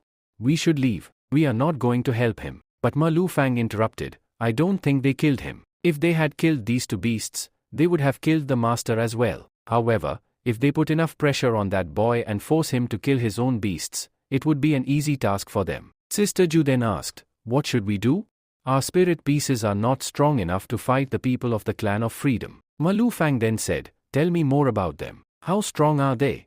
She replied, they are very strong. We are talking about their Tutu branch, which operates in our area. Their master's name is Master 2. The last time they attacked us, they had 3 Lord-level beasts with them, but those were just his henchmen, his left, right, and central commanders. Their master himself didn't even appear. It is possible that he has even more powerful beasts. Ma Lu Fang then said, come with me. First, we need to go back to our clan because I have something you need to see. With that, they returned to the clan. Upon arrival, Lu Fang went into his private chamber and brought out a piece of paper. He said, when I woke up this morning, I found this paper from the groundkeeper. I believe it is very important. They opened the paper. Sister Ju, while drinking, read aloud, this is a note from your Grand Master. He wrote that we need to dig under the third tree. Inside, we will find something important for our sector. Following the instructions, they dug a pit beneath the third tree and discovered a box with another piece of paper on top. Sister Ju read the note. Wei Fang wrote this in his past life. It says, if you are reading this note, it means I am dead. But do not grieve too much. Do not think that your master abandoned you. I know that after my departure, you will face many hardships, but please forgive me. Do not lose hope. You can rebuild the Lynch clan on your own. I have left something for you inside this box. I hope it will help you strengthen your beasts and restore the Lynch clan. Remember, I have not truly left you. I will always be with you. They opened the box and found many beast peels inside. Sister Ju asked, how do we use these? Inside the box was also another letter. The next day, at the Tutu branch of the Clan of Freedom, Mo Chun had been tied up and was being tortured with thunder attacks. He was badly beaten. Master Tu sneered and said, give up quickly and kill both of your beasts. But Mo Chun replied defiantly, no.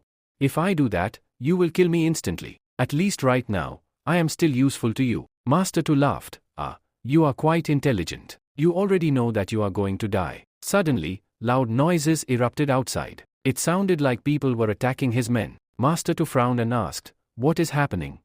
A guard rushed in and reported, sir, bad news. Those two foxes have returned with another guy. There's another boy with them, and he has his own beasts. They are attacking our men and advancing toward us.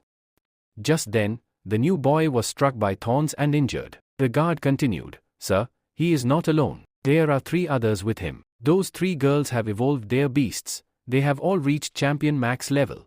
Master Tu narrowed his eyes and muttered, judging by their attire, they must be from the Linja clan. Do you really think the Linja clan can defeat us? Maybe they can overpower the Tutu branch, but last time, we crushed them. Their weak beasts won't stand a chance against us. Master Tu says to those people, what do you think? Do you believe you can come here and defeat our Tutu branch? With this, he calls his 3 generals. All 3 generals appear in front of him. Master Tu then says, I don't even need to fight you myself. My 3 generals are enough to defeat you all and throw you out. First, the right general releases his beast from beside him and says, my beast wants to have a little chat with you. At that moment, someone shows Lord Pangda. Pangda Chan quickly runs to the side, prompting them to ask, where is he going now? Pangda Chan rushes toward Mo Chavhan, delivers a heavy punch to his face, then wraps a rope around his neck and starts pulling him. Sister Jui pleads, Pangda Chan, please don't do this. This is not the time to take revenge. As Pangda Chan glares at him, Sister Yuhi says, who is the master here? Suddenly, the wall behind him shatters, and with it, Sister Jui falls to the ground. Meanwhile, the general in front releases his beast. Its name is Diamond Golem, a monster with a body made of pure diamond. As it begins its attack, the general smirks and says, girl, you, going to die now. Diamond Golem launches another attack. Just as he does, Lord Pangda steps in, blocking the punch. However, Pangda struggles to withstand the blow. Determined, Lord Pangda lifts his master and tosses him back before engaging in battle. But Diamond Golem retaliates with a tremendous punch to his face. Sister Yuhi observes, this is not going to be easy.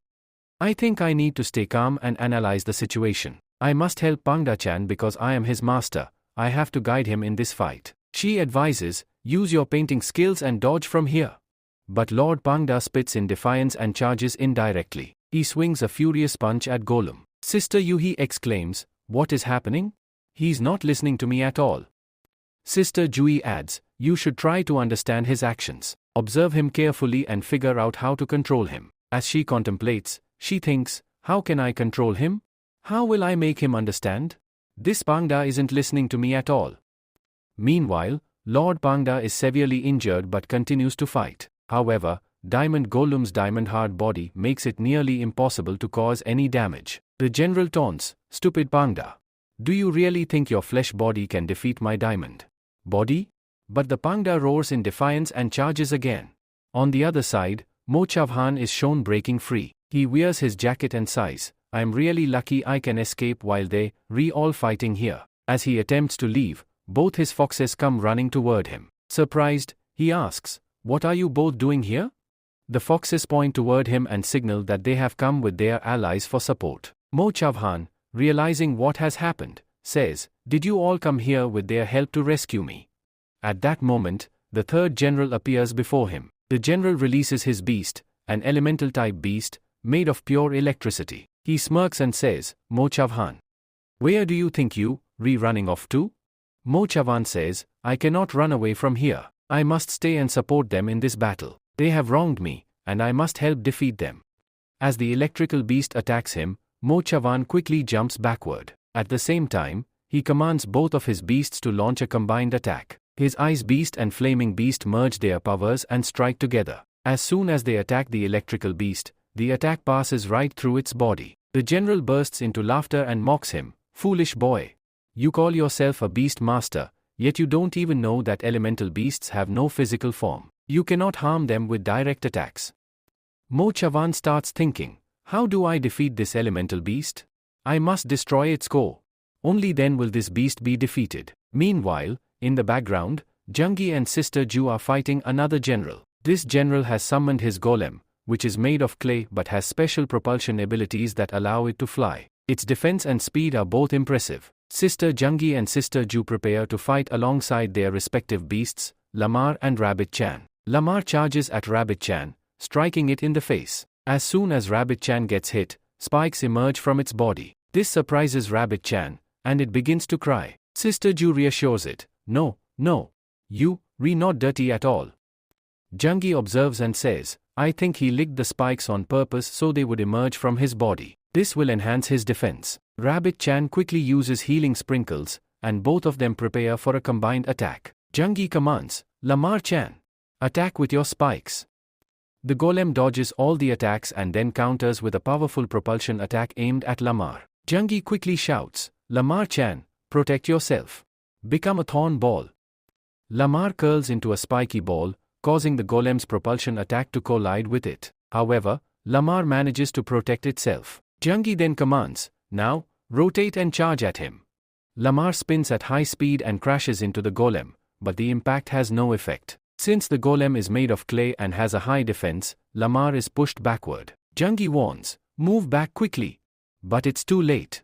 An aspiring beast steps forward and releases a powerful propulsion attack. Lamar is struck, sent flying, and crashes into a wall. His body is injured, but thanks to the healing potion used earlier, he begins to heal automatically. Rabbit Chan flies upward, flapping its wings and preparing to use a dazzling technique to blind the aspiring beast. However, the aspiring beast has no eyes, so it is unaffected and counterattacks, causing Rabbit Chan to fall down, weakened. Jungi, struggling, says, "Even together, we can't defeat this aspiring beast." He looks toward Lu Fan, who is fighting Master Tu. Lu Fan stands before Master Tu, having released his beast. He says, "Judging by your clothes, you don't belong to the Lynch clan, but it seems because of you, they have become bold enough to attack our branch. You think you can defeat me with these weak creatures?"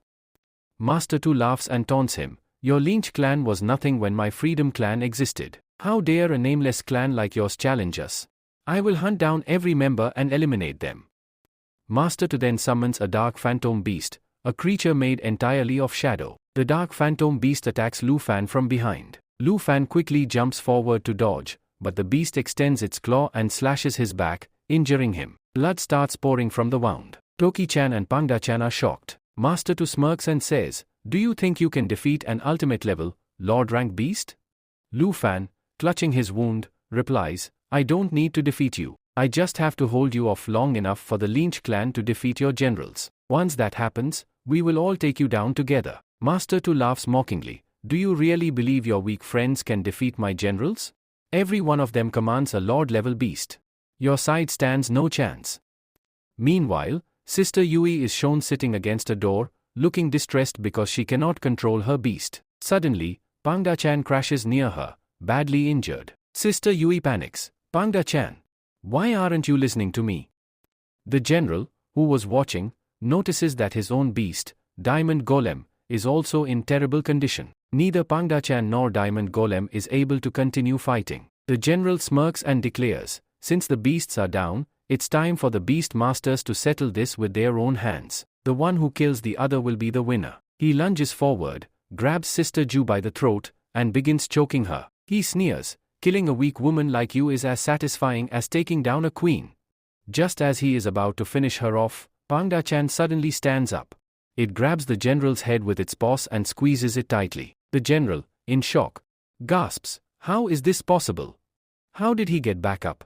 My diamond golem is still down." With one final powerful punch, Pandachan obliterates the general's body. As the general dies, Pandachan turns toward his master, his eyes burning with anger. Then, without a word, he signals Sister Yui to follow him. Then, Sister Jai says, "Yes, yes. Why not? Why not?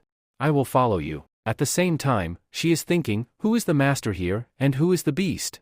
I can't understand. The scene then shifts to Ma Chuan, who is fighting an electrical beast along with his two beasts. However, both of his beasts are in bad condition because they are unable to fight against it. They are not compatible with this opponent. At that moment, the general tells him, "Boy, what happened? You still have time. Finish off the creature with your two beasts. Hand them over to us, and you will get a much less painful death. Or do you want to take a painful death instead?" He then attacks both of them using his cold fox. As soon as he attacks the fire fox, the ice fox pulls a cage in front of it using its tail and covers it with ice, creating a shield. When the cold fox, smaller than ice, collides with the ice shield, it turns into Nanoleaf because cold fox can conduct electricity. Seeing this, Janal is shocked and exclaims, "What is this? Why haven't these two wolves died yet?" At the same time, Ma Chuan notices the cold fox's eyes and gets an idea. He exclaims, "What is this ice? It can resist lightning. I have an idea." He calls his two wolves, "Come here quickly." First, the fire beast activates flames on its hand, while the ice beast covers its hand with ice. An ice cover forms on top. Ma Chuan smirks, "Is it time to break your core now?" He swiftly jumps forward and thrusts his hand inside the thunder beast. Because of the ice cover acting as an insulator, the cold cannot harm him. He grabs the beast's core, but his physical strength is not enough to break it. The beast retaliates, causing him to be thrown backward. Ma Chuan grits his teeth, "This is bad. I couldn't break its core. That means I lost my only chance." The general laughs menacingly, "Now you are going to die. Get ready because you are taking your last breaths. The attack is coming, and you won't be able to save yourself." But suddenly, Pandachan emerges from the side cover. He had been hiding inside the wall using his pending skill. Swiftly, he extends his claws, grabs the core, and crushes it. As soon as the core shatters, the cold beast disappears. The general is now terrified, but before he can react, the ice beast releases ice and covers his head, freezing him in place. Ma Chuan dashes forward at lightning speed and punches the general's face, blowing it off completely. With this, two generals are dead. Now, the only question remains, how will the third general, Master 2, meet his defeat? Now, it is the turn of the third general, who has his aspiring beast. Sister Ju and Junkie are both fighting alongside their lamars and the butter rabbit. The lamar throws his thorns, while the butter rabbit releases spores from its wings. However, both of them are getting beaten badly. The general tells them, "Stop wasting your time. Your beasts are hopeless, they cannot fight back." With that, the aspiring beast throws its propulsion foot toward them, stopping just near Lamar's head. But unexpectedly, Lamar pushes the propulsion foot backward, shocking the general. "What happened? How did this happen? Why is it not working?" He then questions Sister Ju, "Don't you know? A while ago, my butter rabbit attacked it with its spores. It seems they have now activated after entering its body. We assumed that, since it is an earth-type beast, there would be moisture inside, which has triggered the spores and jammed its body from within." The general, in disbelief, shouts, "This cannot be. This cannot be." He orders his aspiring beast, "Clean your body, now." As the beast starts cleaning itself, Lamar suddenly licks its foot. The moment he does, thorns begin emerging from the beast's body. Meanwhile, Butter Rabbit soars into the air at great speed and lands directly on the beast's head, slamming it into the ground. At that moment, thorns sprout from the aspiring beast's body, but because Butter Rabbit is sitting on it, those thorns get embedded into the ground, trapping the beast. The general, shocked, commands his beast, "Quickly. Use your power and escape." But it is bound. Seizing the moment, Sister Ju and Junkie instruct their beasts, "It's time for the final strike." Butter Rabbit takes Lamar with it and flies high above the battlefield. Once at a great height, Butter Rabbit releases Lamar, who then prepares to use his special attack, Falling Thunderball. Lamar descends at meteoric speed, crashing onto the aspiring beast, shattering it into pieces. Thus, they emerge victorious. Scene shift, Lu Fan vs. Shadow Phantom. The scene shifts to Lu Fan, who is struggling to fight against a phantom shadow. Damn it! This shadow can come out from anywhere. Lu Fan realizes he must target the tamer first. He commands his beasts, "Attack the tamer." As they charge toward Master 2, the opponent swiftly calls back his beast. Suddenly, the shadow emerges near him and ambushes Lu Fan's beasts, severely injuring them. They collapse backward. Lu Fan, in shock, this is bad. This shadow can appear from any nearby darkness. Before he can react, the shadow emerges from his own shadow and strikes him, causing him to fall, wounded. Master 2 smirks and says, "Boy, you can hide anywhere, but you can't escape my dark phantom. Tell me, why are you helping the Linja clan?" He continues, "Don't you know? There's a traitor within the Linja clan, someone from their own ranks. Last time, when their Grand Master was about to evolve his big Kuan fish, someone tampered with the evolution materials. Think carefully, there were only 3 Kribby saps present at that time. It is very possible that one of them is the traitor, and that very person might be here, right now, with you. They had to evolve and reach the ultimate guard level. They were tampered with, and only a desile from within the sector could have done this work." As soon as he hears this, Ma Lufang gets convinced and thinks, "Yes, I think this could be the work of some desile because Mary Kuan needed materials to break through to the ultimate guard level at that time. Those materials were provided to me by my own desiles. Someone must have tampered with those materials." Then he remembers something, if I remember correctly. "I don't know anything about Sister Ju. Her entire family was destroyed. A clan attacked them, and only she was left alone. At that time, I helped her, and since then, she has been with me. To avoid making her feel bad, I never asked her again about her family background. Talking about Sister Ju, she seems to have a lot of potential. It feels like she comes from a very big family, but she chose to come here and become a maid. There might be some mystery behind this. As for Jungi, she came to us when our sector was in a terrible state. Why would anyone willingly join our sector at such a time?" Lu Fan begins to suspect all 3 of them and wonders, could any of them be a traitor?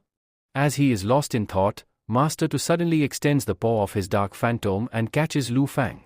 As soon as he does, both of Lu Fang's beasts leap forward to protect him, but Dark Phantom attacks them too. They slam against the wall and fall unconscious. Master 2 smirks and says, "Boy, you, such a fool. I just said a few things, and you got convinced so easily. Do you really think any of these 3 is a traitor?" Yes, it's true that there was a traitor among them. But it's not possible that any of these 3 is the one. But I am very happy that the Ling Jiao clan was destroyed because, due to its destruction, our clan of freedom gained a lot of benefits. We managed to acquire a lot of valuable materials from them. Then, he orders his far beast to press down harder on Lu Fan. As the pressure increases, blood begins to spill from Lu Fan's mouth. Master 2 taunts him, "You were trying to buy time for them, but unfortunately, none of them is coming to save you. Why aren't they coming? I think you're going to lose your life in vain here." Just then, Master 2 senses something. He quickly commands his base, "Come here quickly and defend me." At that moment, Rhino Pangda emerges from the ground in front of Master 2. He stays in a defensive stance, ready to strike. However, Dark Phantom blocks his attack with just one hand. At the same time, Firefox and Flame Effects launch a joint attack from both sides. Forced into a tough spot, Master 2 calls back his Dark Phantom and releases Lu Fan. Master 2 sneers, "How is it possible that you, still alive after fighting against the Clan of Freedom? Where are my 3 generals?" Mok Wal steps forward and says, "Your 3 generals? They, dead. And you, about to join them." He then commands, "Foxes, get ready. It's time to teach him a lesson." Meanwhile, Ma Lu Fan lies on the ground, badly injured. Rabbit Chan rushes to his side and uses his sprinkles to heal him. Rabbit Chan turns to Sister Ju and says, "Junior Lu, you don't need to do anything else. We'll take care of everything now. You did a great job buying us time." While healing the beasts, Ma Lu Fan thinks, "How could I doubt them? Just because of someone's words?" At that moment, Sister Ju starts crying, saying, "We have to make our sector great again. We will rebuild it." Meanwhile, Sister E speaks up, "I'm not a master here. I can't control beasts. The only thing I know is how to cook. I will cook for you all." At the same time, Jungi talks in her sleep, murmuring, "Why did everyone leave our sector? Our Ling's sector is strong, so why did they leave?" Lu Fan finally realizes, "I made a big mistake. From today onwards, I promise I won't be influenced by anyone, and at least, I will never doubt these 3 again. Anyone else can be a suspect, but not them." He tries to get up but sprains his leg. Looking at his allies, he yells, "What are you all waiting for? Do you want to see me die here? Come quickly and help me."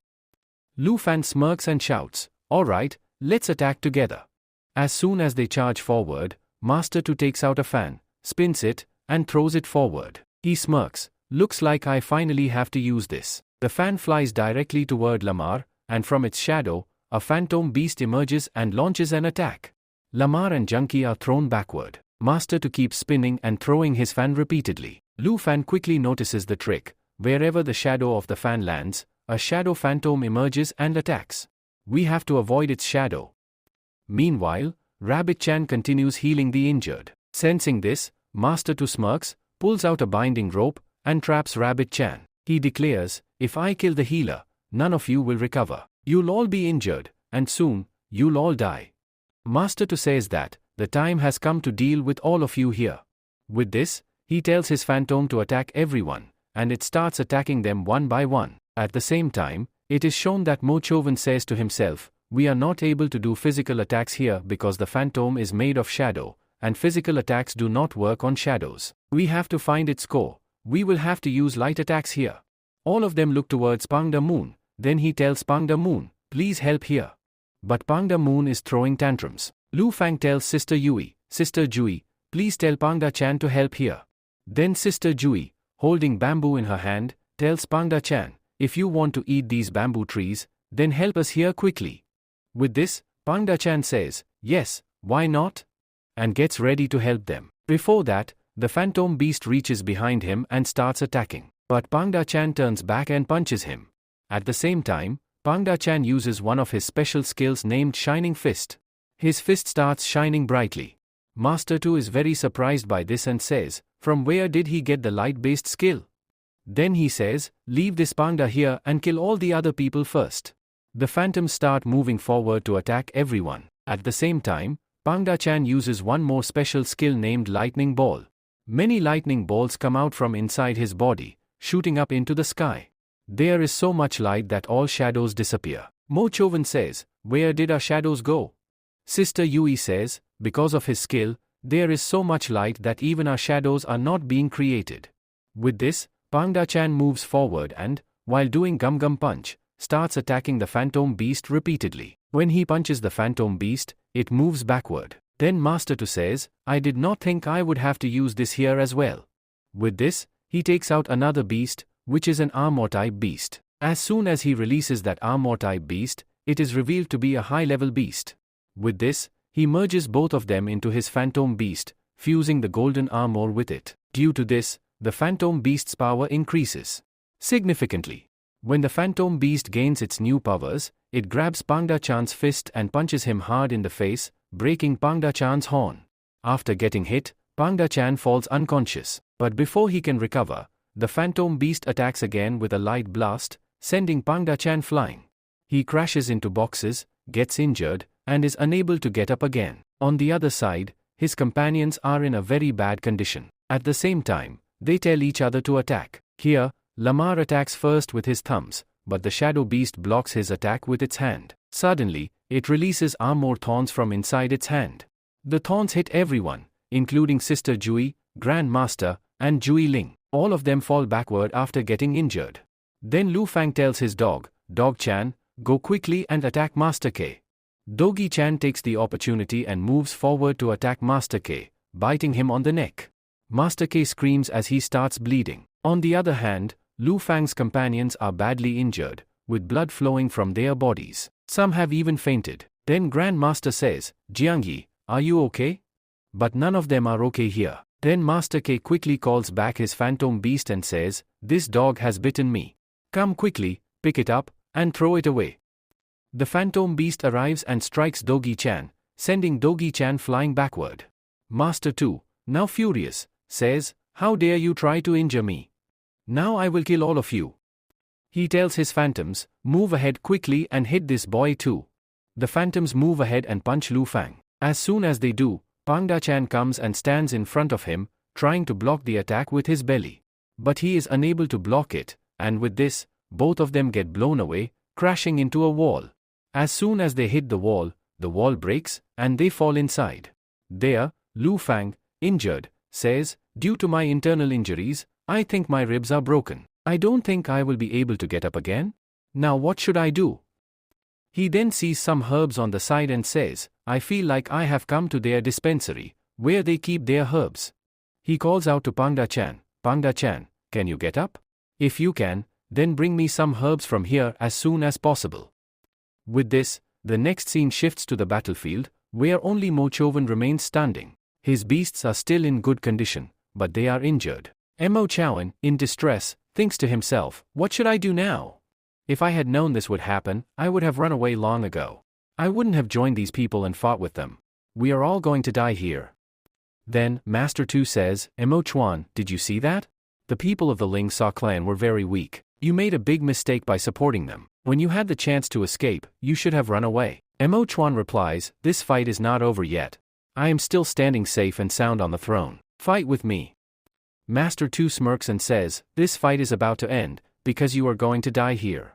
With this, he commands his phantom beast to attack. The phantom beast first targets the icy flame icy beast, attacking it fiercely. At the same time, it unfolds its massive wings and strikes at Mo Chuan. However, just as its wings expand, Belle wraps herself around them, blocking the attack.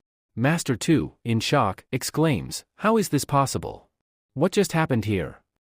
His entire body gets wrapped inside the bell, which belongs to Grandson Chan. At the same time, he notices something astonishing, Grandson Chan's power level has increased. Impossible. He has reached ultimate level 1. He has evolved. Master Tu shouts in disbelief. Just a while ago, he was at the champion level. How did he suddenly reach the ultimate level?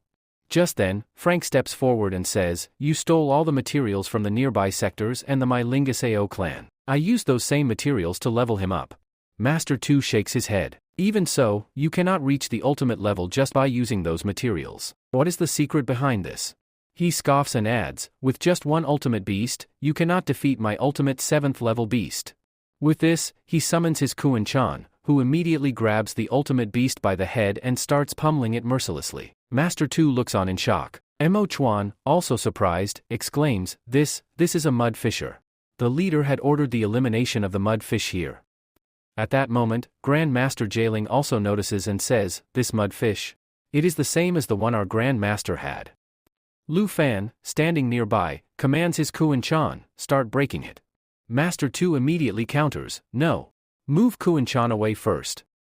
He swiftly raises his hand, extending sharp claws that pierce into Kuan Chan's body, injuring it. However, Kuan Chan manages to escape from the phantom beast's grasp, revealing its core. Lu Fan exclaims, the core is exposed. He quickly shouts at Ma Chuan, White Walu, Wah boy, go ahead and break that core. Ma Chuan signals his flamey fox, go, break it now. The flamey fox dashes forward, sinking its teeth into the core in an attempt to crush it. The core begins to crack, but it does not shatter completely. Master Tu laughs sinisterly, foolish move. He commands his Dark Shadow Beast, push them back. The Dark Shadow Beast unleashes a devastating punch, sending Flamey Fox flying. The fox crashes directly into Ma Chuan, sending both of them slamming against the wall. Ma Chuan is knocked unconscious. The core remains intact, though cracked. Meanwhile, all other beasts have fallen. Kuan Chan has lost, Pada Chan has lost. Master Tu smirks, this battle was not so easy, but your interference has caused great damage to our clan of freedom. I will not let a single one of you leave alive. He declares, I have won this fight. You tried to break the core, but you failed. Now, I will recreate my shadow beast, and all of you will die. Lu Fang shouts, no. We need just one more strike to break it. Master Tu grins wickedly, you're too late. You will be the first to die. With this, he orders his shadow to attack. A dark shadow emerges, lunging forward and grabbing Lu Fan by the neck, choking him mercilessly. And those who are with him are injured and cannot move forward to help him. Lu Fang is also unable to reach his core by moving his hand forward, due to which he thinks to himself, am I going to die here? I cannot accept this. Master Tu runs forward and shouts, all of you are going to die here. Assume that your Lingus clan will be completely finished today. With this, he summons Speedy Aries. Speedy Aries jumps down, lands gracefully, straightens up, and then strikes the core with her foot, shattering it into pieces. Lu Fang is shocked, and Master Tu exclaims, where did this monster come from? At the same time, PD Aries dashes forward and launches an attack on Master Tu. She punches him fiercely and delivers a powerful kick to his stomach, injuring him and causing him to collapse. Meanwhile, Ma Lu Fan looks at PD Aries and recalls, last time, I released you here, and my friend was about to capture you and send you away. Speedy Aries glances at him, feeling shy, and suddenly starts running away. Confused, Lu Fan mutters, "What happened to her? Why is she running away? She came to help us, didn't she?" Then, Lu Fan turns to his allies and asks, "Are you all okay?" He checks on them and instructs, "Bring your injured here to me, especially Rabbit Chan, so I can heal him." Grand Master Jailing quickly brings Rabbit Chan. Lu Fang gathers some herbs, prepares a healing pill, and gives it to Rabbit Chan, who recovers instantly. With his restored strength, Rabbit Chan uses his powers to heal the rest of the wounded, bringing relief to everyone. At this moment, Sister Ji and Ma Chuan are shown recovering as well. Suddenly, Zhang Heijia points forward and exclaims, "Look! He's still alive." He is referring to Master Tu, who is barely clinging to life. Pa Chawan picks up a knife and growls, "How is this bastard still alive? He should not be left alive." Without hesitation, he jumps onto Master Tu and plunges his blade into his chest, ending him for good. Jiangyi, horrified, yells, "What have you done? Why did you take his life? You already killed someone before, and now you done it again." Panda Chan interjects, "Are you an idiot? Can't you see? He tried to kill you first, and now you feeling sorry for him? This is why your Lingxiao clan was destroyed. Your kindness is your weakness." Sister Ji, feeling guilty, murmurs, "Until today, I had only cut carrots and radishes. But now, I have killed a person." Panda Chan nods and says, "Yes, and we did it together." Ma Chuan scoffs, "You all are seriously talking nonsense. Do you really think if you had spared him, he wouldn't have come back to kill you? If Master Tu had survived, he would have returned with an army and slaughtered us all."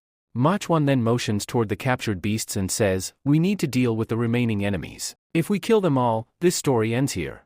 However, Ma Lu Fang firmly replies, "No, we will not kill anyone. They were only following Master Tu's orders. We have Dogi Chan, who can erase their memories using his Susu ability. They won't remember anything." Ma Chuan shakes his head, "You people are way too soft-hearted. That's why you'll never succeed."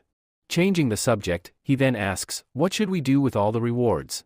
There are a lot of beasts, gold, silver, and other valuable materials." Ma Chuan smirks and declares, "Since I defeated most of the enemies, I want 70%, and you guys can share the remaining 30%. Ma Lu Fang glares at him, "Stop talking nonsense. We will split everything equally." Ma Chuan laughs, "Equally? Think again. I know about your secret mudfish. If I tell Li about it, you'll be in serious trouble." Lu Fang doesn't respond. Instead, he signals Dogi Chan, who turns toward Ma Chuan and suddenly pees on his face. Ma Chuan, startled, forgets about Kuan Chan and angrily shouts, "Hey! What the hell?" Lu Fang smirks and says, "Now, let's do a fair split." Ma Chuan hesitates, but then Dogi Chan pees on him again. Grumbling, Ma Chuan finally concedes, "Fine. 50-50 it is." But Lu Fang, not satisfied, gestures again, and Dogi Chan pees on Ma Chuan's face once more. Completely drenched, Ma Chuan finally gives up, "All right. We'll do 50-50. Lu Fang then adds, "We'll keep 20% of everything, and you can take 50% of the rest." Ma Chuan, now defeated, grabs his share and storms off. Grand Master Jailing turns to the group and asks, "What should we do now? We have too many beasts to handle. We can only tame a few of them." Jiangyi suggests, "We've won a lot of loot today. Let's establish new bases for ourselves." Meanwhile, Ma Lu Fang ponders, "What should I do now? I need a powerful beast for both attack and defense." He sees an iron ball in front of him. It is an iron fireball, so he says, "This fire-based iron ball is very good. Let's connect it." He then says to it, "Why don't you become my beast here?" So that beast, i.e., the fireball, gets ready. He opens his ring, and Ma Lu Fan also opens his ring. There are many things inside his space. There is a lot of space, but at the same time, it is shown that Ma Lu Fan gets some shock there, due to which Lu Fan falls unconscious there itself. He is not able to make the siren ball his container there and falls unconscious at the same time. The next scene is shown of his sector. When he regains consciousness, the general is sitting near him and says, "Finally, you have regained consciousness. You had fainted there, I picked you up and brought you here. You are very heavy. I suffered more injuries than you, but despite this, you fainted first. This is very surprising. But you are still a junior, so what should I say to you here? Along with that," he says, "now we are leaving from here. You keep practicing so that you can make yourself stronger." After they leave, Lu Fan is thinking, "What happened to me? I had a lot of space there. I could have made a general level beast my container. I could have kept him in my space. Then where did the backlash suddenly come from? Is it because of my Kuan Chan's Nirvana skill? Because of the reincarnation, do I have to face this backlash here? Or maybe I am not compatible with this body, and that is why I have to face this here?" Then he releases Kuan-chan and thinks, if I want to take Kuan-chan to the ultimate level, then I will need more material. Along with this, he says to Kuan-chan, Kuan-chan, now that you have reached the ultimate level, let me go inside you. I will go and see what the condition of the space inside is. He goes inside, and after entering, he sees that his space has become much bigger than before. So he says, now that its space has become bigger, I have got a new skill here. The time inside will run very slow compared to the time outside. If I spend 10 minutes inside, only 7 minutes will pass in the outside world. I don't know how I can use it. You can say slow or fast, but it works like this. He then says, I will get a lot of time to train here. Then he starts thinking, what should I do now? I have very little time, and I cannot bring all the other people inside the spiritual space and train them here, nor can I tell them about my mudfish. Then he says, but Gowling already knows. He had seen my mudfish. I think that none of these three can be a traitor. But despite this is a secret, and I do not want to reveal it. No one should know that there is space inside the body of the mudfish and that we can also practice there. So, first of all, he decides to go and meet Gowling and learn about her background. He goes to meet Gowling, and she is sitting in the main office, crying. Then she says, thank God you are fine. I think it must have been very difficult for you because you just joined our clan, and you still had to fight a hard battle here. He asks, why are you crying? She replies, I was just remembering my grandmaster. I think he will be very happy that today we took steps to improve the Lingxiao clan and proved ourselves here. Then Lu Fan says, yes, we won here. He then tells her, you have seen my mudfish. Would you like to say anything about it? He sits in front of her and says, I will tell you about the mudfish. That mudfish was about to have an accident, someone was going to kill it. That is why I made it my comrade and kept it hidden. Gowling tells him, I have no problem if you have kept the mudfish because, when I see it, I remember my grandmaster. It is a very good thing that you saved the mudfish. Then Ma Lu Fan asks her, Grandmaster, now you answer one question. What is your origin? From where did you come? Why did you join Li Lin's clan? However, she ignores his words, takes out his poster, and says, we will talk about that later. First, let's talk about your background. Are you really a pervert? With this, Lu Fan says, I am finished. The people of the White Palace really want to kill me. They have also put a bounty on my head and declared me a traitor to the whole world. Then he says to her, please trust me. I had a dispute with the White Palace. I had a small fight with them, due to which they have blamed me, but there is nothing like that. Then he says, I trust you. I don't think at all that you are a pervert. Then he says, thank God, I got saved. He also says to her, why do I feel that you are very much related to our Grand Master here? Your appearance also looks like him, and at the same time, your nature is like his. You talk to us like him. Along with this, you believe in forgiving your enemies, and at the same time, you also have the mudfish. I think you are very close to the Grand Master here. I think you must have some relation with him. So tell me, what is your relationship with him? Lu Fang was thinking, what should I do now? How should I answer his questions? He was unable to think clearly. Then Grand Master Jiaoling says to him, I am asking you, tell me, what is your relation with Grand Master Fan? At that moment, Ma Lu Fan thinks, I have no other option. If I want to avoid this question and not have any relationship with the Grand Master here, then I will have to act like a pervert. He moves his hand forward and places it on her boobs. The master is completely shocked by this. In the next scene, he is shown tied with a rope. He says to Jungi, do you not know what you were doing? You are a complete bastard. How can you say you, not a pervert when you were even putting your hands on the Grand Master? Grand Master Jiaoling says, I thought he was like our Grand Master, humble and kind, but he is not like him at all. The Grand Master was a very good person, but this guy, he is a complete pervert. He put his hands on me. Both the girls are thinking, what should we do with him now? Jungi asks, Madam, tell us, what should we do with him? What's the punishment for this?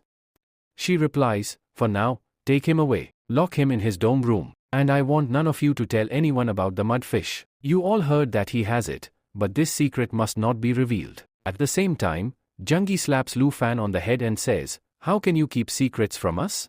You didn't tell us about the mudfish, and you didn't tell us that you are a pervert. Mr. Jie then says to Jungi, brother, can you take him away? Take him inside the dome room. I want to talk to the actor master in private. Jungi responds, why not? I'll take him. With that, he takes Lu Fan with him and leaves. Meanwhile, Sister Yui says to Jiaoling, Miss Jiaoling, what do you think about this? Do you really believe he is a pervert? Don't you think he should be thrown out from here? Jiaoling replies, no, we cannot throw him out. And I don't think this has anything to do with the Grand Master. It's just a coincidence that he has the mud fish. Just having the mud fish doesn't mean he is like the Grand Master. Now, I have come to know that he is a pervert, but what can we do? The sector competition is about to start soon. In that competition, we need a powerful subordinate, and Lu Fang is very strong and an expert fighter. So, we will have to keep him with us. Then the scene shifts outside, where Zhengyi is taking Lu Fan away. On the way, he unties his ropes and says, I think this is enough. Lu Fan is confused and asks, what are you doing, Senior Jans? Zhengyi smirks and asks, tell me honestly, what did you feel when you touched the Grand Master's boobs? Were they soft? Lu Fan, shocked, responds, what are you talking about? Zhengyi laughs and says, come on, friend, what is there to hide? I am also a guy like you. You know how boys talk. Honestly, I was looking for an opportunity for a long time to touch something soft too. After hearing this, Lu Fan is disgusted and says, you are a very cheap and lewd person. I am leaving. He walks away, leaving Zhengyi stunned, his mouth wide open. He left me after seducing me, whereas he was the one who put his hands on the Grand Master. Later that night, Lu Fang is shown looking at his hand before sleeping. Maybe he was feeling something soft. At the same time, he starts swaying and murmurs, what have I done? But if I really felt it, then that softness was quite amazing. The morning bell rings loudly. Someone asks, who is ringing the bell so suddenly? Both Lu Fang and Zhengyi jump out of bed, hurriedly put on their clothes, and rush outside. Grand Master Jiaoling is standing there, ringing the bell. All three of them stand in front of her. They ask, Grand Master, why are you ringing the bell? She announces, you all know that the competition is going to start in 20 days. The competition is approaching, and everyone will have to undergo double training from today. I will personally oversee your training. She continues, first of all, Zhengyi, you need a lot of training and practice to bring your beast to its ultimate form. Then she looks at Sister Yui and says, Sister Yui, you have not yet been able to control your Pangda Chan. You need to master him within 20 days. Finally, she turns to Lu Fan and says, Grand Master Jiaoling, tell me, what practice do I have to do? She glares at him and responds, you only have one thing to practice, work on your morals. Never again put your hands on a girl. You are a dirty, perverted person. Zhengyi is shown training his lamar with great effort, while Sister Yui is practicing with Pangda Chan. Lu Fan is given a book about manners, in which it is written how he can improve himself and how to talk to girls politely. Lu Fan says, I do not want to train here, and he goes inside his space. After entering the space, he says, by coming inside the space, I can release my beasts and make them stronger than before. I can also improve their training because, in this space, I have 3 advantages. First, the space has become very large. Second, I can control my beasts all at the same time. Third, I can significantly improve their aiming skills with great speed. Lu Fan thinks, I need more beasts because I am becoming stronger, so I require stronger companions. However, I feel that the backlash inside my body is not enough. It won't let me make more contracts. I must get rid of the siege first. Fan says, I have to take a risk because my body is too weak. With this condition, I cannot make myself stronger. But if I want to become powerful, I must take this risk. If the Liu clan is to rise again, this risk must be taken. After 20 days, all these people are seen sitting on their piggies because they do not have enough money to afford a luxurious ride. That is why they are traveling to the location in this manner. Zhengyi says, this is my first time attending this competition. I was so excited that I couldn't sleep last night. Another person responds, yes, I couldn't sleep either. At the same time, he looks at Lu and says, it seems like this is also Lu's first time going to the competition. Then, he turns to Goling and says, Grand Master, have you participated in this competition before? Goling replies, yes, I have participated before, but don't ask about the rules because they change every time. The rules are only announced after reaching the competition area, not beforehand. First, they have to reach the competition area. There are multiple competition areas because this is a district-level competition where teams from every district participate. Many different sectors come together here. A pre-battle is conducted, and only those who are selected get to enter the competition arena, where the final competition takes place. One of them asks, Sister Ju, how many clans can compete in one competition area? She replies, 3 to 4 clans, no more than that. Sister Ju asks, will all of them be strong? She replies, yes, they will be strong. At that moment, they notice that Speedy Aries is secretly following them, hiding behind a tree. Sister Ju says, I think that beast is following us. Yesterday, I saw her outside the door of my jet. I even called her, but she didn't come. Ma Lu Fan says, I don't know what she wants from me. Whenever I try to talk to her, she gets shy and runs away. But she is really a very cute beast. Finally, they reach the competition area, where various sectors have gathered. There are many people present. As they arrive, Janky says, why is there so much crowd here? Have all these people come to participate in this competition? Suddenly, others start mocking them, saying, look who has arrived. The members of the Linja clan are here. Finally, the great Linja clan has come. Hearing this, the members of the Linja clan feel embarrassed and quietly walk away. Ignoring all of them, the people of the Leo clan go straight to the registration counter, where a man named Observer Lee is sitting. He knows Jailing and tells her, Jailing, it seems that you have become the new Grand Master of the Ling clan. So, come on, quickly register your name here. Jailing replies, yes, why not, Observer Lim? I will sign here. But tell me, why are there so many people here today? Observer Lee explains, all this has happened because of you. It has happened because of your Ling clan. Your clan's people have registered their names here. After your clan was destroyed, your resources were looted by nearby clans and small clans. After looting your resources, they became stronger, which allowed them to qualify for this test. Usually, only 4 teams can participate here, but this time, there are 8 teams. Hearing this, all the team members start laughing and say, look, Lins, we should thank your clan. Because of them, we are here today, eligible to participate in this competition. Yanni interrupts, stop this nonsense. Do you guys want to fight?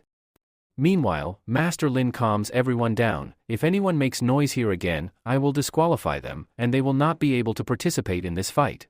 Then, he addresses everyone, as you all know about the griffins here, we will use them to go to the arena. However, I have only 5 griffins. 1 is for me, and the others are assigned for transportation. This means that 4 sectors among you will have to accept defeat. Decide among yourselves which 4 sectors will not move forward. If you settle this peacefully, it will be easier for all of us. Hearing this, a boy from the B clan laughs and says, I think the Lin's AO clan did us a favor by binding their material to all of us before their destruction. So even today, they should sacrifice. The first clan to be eliminated should be the Lin's clan. All the others start laughing. Jailing furiously tells them, stop this nonsense. Meanwhile, a boy from another sector smirks and says, look who's here. She's the new master of their sector now. But I want to have some fun with her. Last time when I went to their sector to take their materials, I saw this girl, but I didn't get the chance to enjoy her. Today, I will have my fun. As he moves his hand forward to touch her, Lu Fang steps in front of him. The boy sneers, what's this? Where are your soft boobs, Lu Fang? The boy then mocks him, are you gay? You know that your Ling clan is weak, yet you still came to participate in this competition? I think you are unworthy of competing here. You should just leave quietly. However, Ma Lu Fang turns to Grand Master Ju and asks, do you remember the faces of these people? Grand Master Ju replies, yes, I remember them. I know exactly which sectors they belong to. They are from Hong Fu Warfield Sector, Bjark Seed Sector, Unison Direction Sector, Super Female Clan Sector. These were the sectors that attacked us and looted our resources. Ma Lu Fang smirks, then it's settled. These 4 sectors will be disqualified. He then commands, quietly accept defeat. At the same time, he releases Doggy Chan. Doggy Chan has now reached Ultimate Level 8. Everyone is shocked. An Ultimate Level 8 beast? How is this possible? How can a weak clan have such a powerful beast? We thought all their beasts were dead. Even Observer Lee is taken aback. Ma Lu Fang reassures him, don't worry, these 4 sectors are out of the competition. The remaining 4 will proceed. Then, he smirks and warns, you still have a chance. Withdraw now. But instead of backing down, the opposing clans start laughing. A boy from the Nissan sector sneers, big words. A boy from Bazard sector adds, we will not accept defeat. The Master of Warfield sector glares and challenges, there are 4 of us. Do you really think you can win with just your 1 clan? While Master Liv tells them there, Jeoling, you know very well that you will not be able to win this fight here because your sector is much weaker than all the others. There is still a chance here. Do not create a scene. Accept defeat. While she says, until we fight, how will we know whether we are strong or not? Then everyone says, Li, yes, why not? For this, he also sits there and says, don't kill anyone. Other than that, do whatever you want to do. I will help you until 4 sectors among you get disqualified. But the elder of the Bjag beast clan tells them, I think you are not going to back down here, so we should teach them a lesson. We are 4 clans, so 4 people from each clan will go ahead and fight with their members since they have a total of 4 members. With this, they say, yes, why not? Then Yusan actor's son says, I want to have fun with their Grandmaster Ju, Rihui, whoever you guys want to fight with. While the super female says, I find this girl very strange. Just look at her clothes. I think they must be having fun with her. That's why they made her wear strange clothes. So, I will fight with her. From the other side, near the jungle, the Zag beast boy says, I have to fight with this boy here. He is very skinny and small. I think this boy is not even given food. So, I will fight with him. Meanwhile, the guy from Warfield, who looks very old, says, I will fight with Lu Fang. I have specially hired 3 mercenaries for this fight. These warriors poses ultimate level beasts, and they also release their beasts. Master Fu says, now it is too late if you are regretting your decision. Lu Fang tells him, Van Futh, do you realize what you just said? Last time, when your sector was in a terrible state, Master Fan helped you so much. The Grand Master of our Lingus O clan saved you at that time. Have you forgotten about that? With this, he says to Master Fu, what world do you think we live in? We live in a world where the strong prey on the weak. Even if your Grand Master helped you back then, what difference does it make now? Your Grand Master is dead. After his death, your people have no value left. Then Lu Fang responds, you yourself said, do not prey on the weak. Master Fu says, there is no need to worry. I will also not prey on you. With this, he orders an attack, but no one is able to move. He turns back and asks, what happened? When he looks back, Poida Chand has not only caught his beast but also his 3 mercenaries by their throats. He is very surprised and says, he has a wine monster which has reached ultimate level 7. Lu Fang says to Dogi Chand, did you hear his words? He said, do not prey on the weak. So, go ahead and show him what that really means. Doggy Chand moves forward with great speed. He reaches close, slashes him with his paws, and injures him, causing him to fall backward. Master Fu exclaims, there was poison inside him. He then yells at his companions, what are you all doing? Help me! But he is shocked to see Janki using his big lamar to defeat everyone there.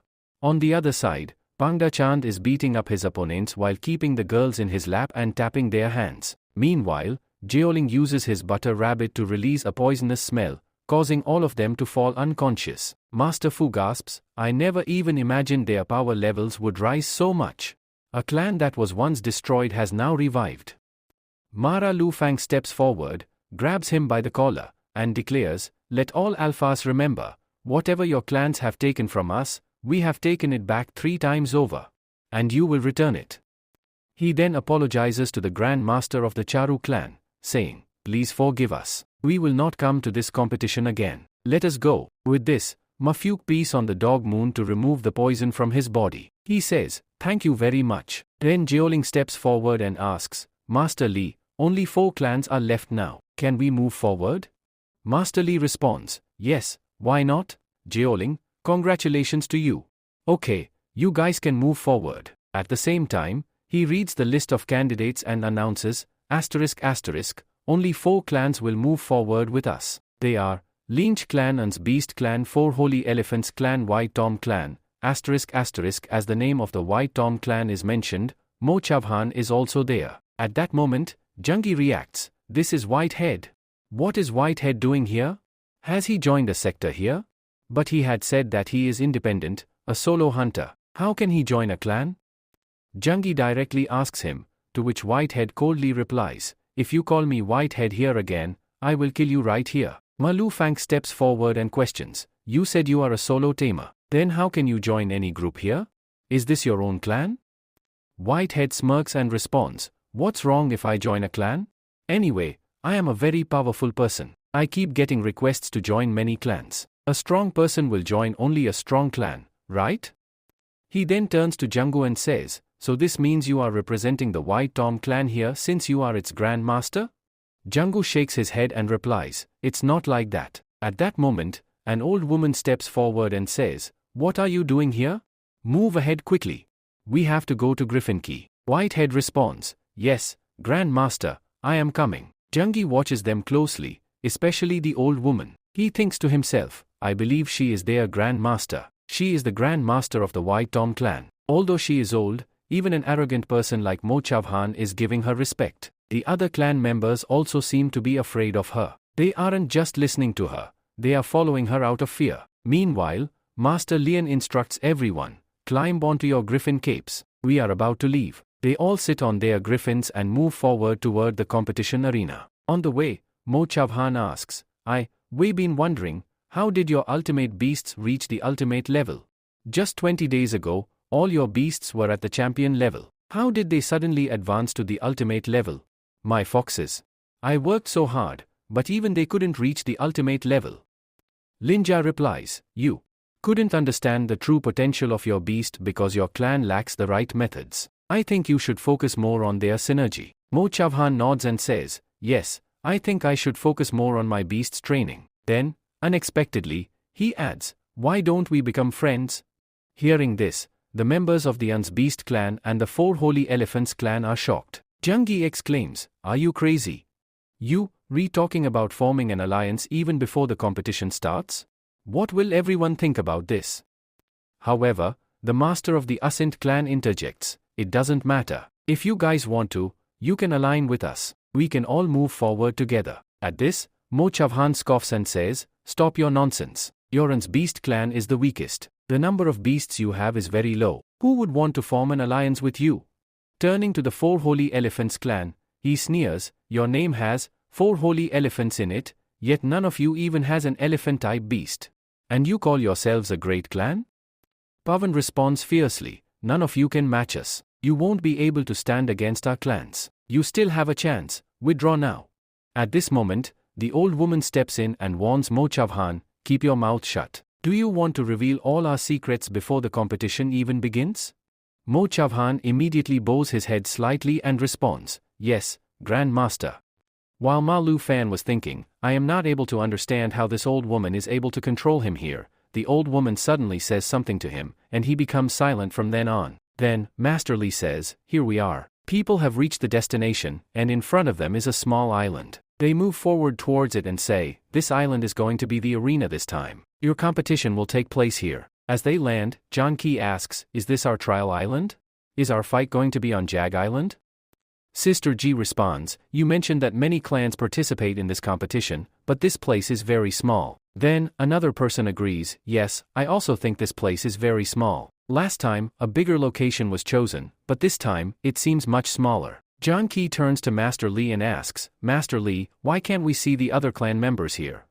Master Li explains, the other people are not here because there are 8 landing spots. Each clan has landed at a different spot. At that moment, 2 more observers appear. Along with them, 2 masters step forward, one named Luhan and the other Master Wang. They introduce themselves and ask, where have you all come from? Just then, their eyes land on Gao Ling. One of them exclaims, this is Gao Ling. That means the Linja clan has also arrived. Both are surprised and ask, has the Ling Jo clan really returned? Jailing smirks and says, yes, I remember. Last time, I came here as well. You treated us very well. She responds, yes, I remember.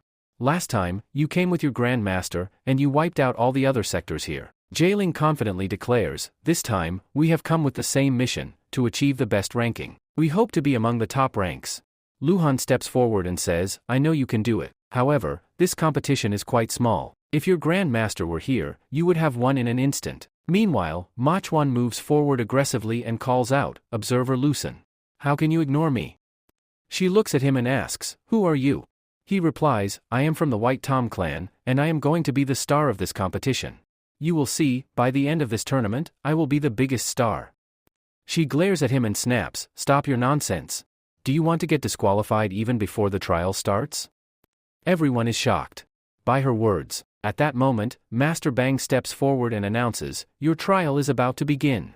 He continues, as you can see, this island is very small. That means we can only accommodate a limited number of participants. Only 3 clans can remain on each platform. In total, 24 clans will compete in this arena, meaning one of you will have to leave. Master Wang adds, we will use the duel method. 2 clans will fight, and the losing clan will be eliminated. He then explains the voting process. I have 4 cards. Each card represents a vote for a clan. The 2 clans that receive the most votes will battle each other. the losing clan will be eliminated. Do you understand? He asks. But what if no clan is voted against? Someone asks. Master Wang replies, if all 4 clans vote differently, we will repeat the voting process until at least 2 votes match. The 2 clans with the highest votes will fight. Then, he announces, you have 30 minutes to discuss and decide your votes. The Grand Masters may gather and deliberate. The clans begin their discussions. First, the elders of the 4 elephant sector and the 8 sectors enter a room. Inside, they strategize and agree, we must vote against that white-haired boy who stands against us. Meanwhile, the White Tom sector of Lu Feng meets with the Lingxiao clan.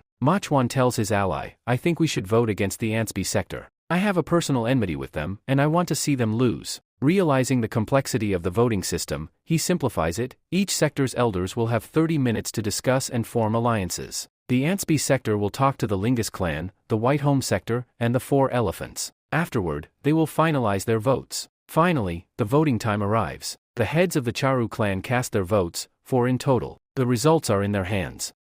Now, I am going to tell you which 2 clans will fight among themselves. At the same time, she is counting the votes there. When she counts the votes, the first vote that appears is for the Ass Beast clan. Janky is surprised and says, what is happening here? Did he vote for us? Lu Feng replies, I don't think so. No matter how scoundrel he is, he will not vote for us. As the votes are being counted, the Ass Beast clan receives 2 votes, and 1 vote is given to the 4 Elephant clan. Everyone is shocked and says, what is going on here? All the votes should be only for Nay and Nay.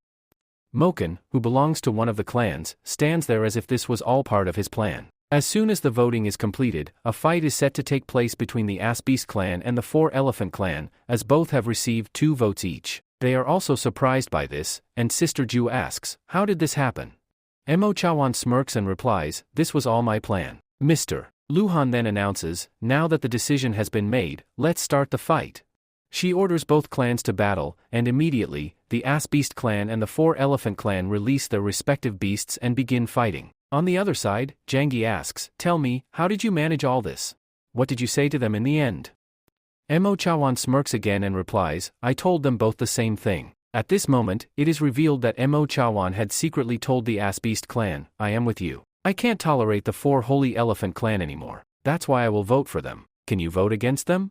At the same time, he told the 4 Holy Elephant clan, you have to vote against the Ancient Seed clan. He manipulated both sides. Eventually, Doni agrees, and both clans vote against each other, leading to a tie. Since neither clan received additional votes, they are forced to fight among themselves. Moken grins and says, this was simple. I just played a little game here. The votes were already divided between the 4 Holy Elephant clan and the Ass Beast clan. I just had to convince both sides. Jangi, sensing Mo Chawan's cunning nature, tells Gowling, Grand Master, I think we should stay away from this man. He is very tricky and can deceive us again. Meanwhile, the battle concludes, and the Ass Beast clan's master emerges victorious. The 4 Holy Elephant clan loses. Mo Chawan is shocked and says, I thought the Ass Beast clan would lose because their beasts are weak. The master of the Ass Beast clan glares at him and says, Moken, you deceived us. Give us one chance, and we will take our revenge. Moken smirks and responds, oh, of course. Take your revenge. As a result, the 4 Holy Elephant clan is disqualified and sent back from the island. Jangi, deep in thought, says, they had just arrived on the island, and now they're already disqualified? Meanwhile, Lu Feng addresses the group, whatever happens in this competition will affect our clan. If we perform well here, our clan will thrive. If we do poorly, our clan will suffer. We cannot trust anyone except our own teammates because everyone here is working for their own clan's benefit. Everyone exchanges cautious glances, and Moken also realizes that trusting anyone is dangerous. Master Lin then makes an announcement, now that the competition is about to begin and all teams have been selected, you will be taken to the battleground where your match will start. Then, Luhan says, the Lin's clan will come with me, and all the other clans should go with their representatives. Sister Javi asks, but why do we need to split up here? If we have to compete in the competition here, then, Sister Luhan interrupts, we will have to split up because the rules that we are going to tell you cannot be shared here. Instead, we will explain them separately. We also don't want all of you to start fighting with each other. That is why all the teams, 24 clans in total, will be sent to different locations. Along with this, each of you will have a server, or a master, who will go there and inform you about the rules. *** with that, all of them go their separate ways. As they depart, Lu Jun releases 4 ghost-type beasts. These beasts have rings on their heads. Sister Yui exclaims, what kind of beasts are these? Lu Jun removes the rings from the beasts' heads, places them on her arms, and explains, "These are bracelets. You will have to wear them on your arms. These bracelets are crucial for the competition. Our league has specially created these beasts for this event, and I will explain the importance of the bracelets in a little while." At this point, the scene shifts to the headquarters, which is a massive ship floating on the waters of the island. Inside, the master of the Senate League stands as reports arrive. He is informed, all 24 clans of Theru have been sent to the top of the island. The master orders, tell all the observers to inform everyone about the rules. Then, he asks, "I heard that a master from the second Grand Clan is coming to serve them. Has he arrived?"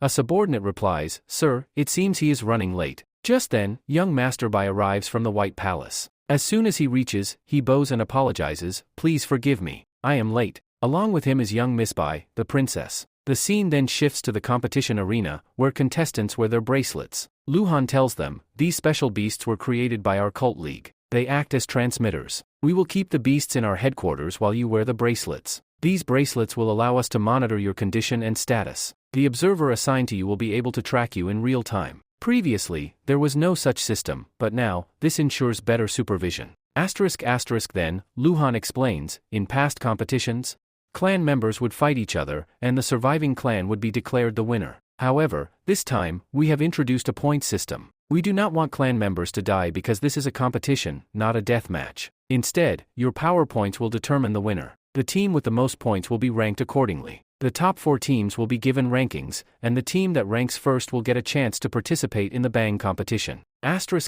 She continues, "Now, about the bracelet, there are 3 crucial rules you must remember. Keycap 1, never remove the bracelet from your arm. You are only allowed to take it off for 3 minutes. If you remove it for longer, the bracelet will deactivate, and you will be eliminated. Keycap 2, do not hide in the water while wearing the bracelet. Since this is an island, anyone could hide underwater to waste time. That's why we have set a rule: if you stay underwater for more than 3 minutes, the bracelet will deactivate automatically. Keycap 3, if you place your hand on the bracelet and say, 'Surrender,' a protective barrier will activate, and you will be considered surrendered. However, if an opponent attacks or kills you during this time, their team will be disqualified. This rule ensures that no candidate's life is endangered." Luhan then says, "Now that I have explained how the bracelet works, you need to know how to collect points." Sister Yu interrupts, "But you still haven't told us how to collect points.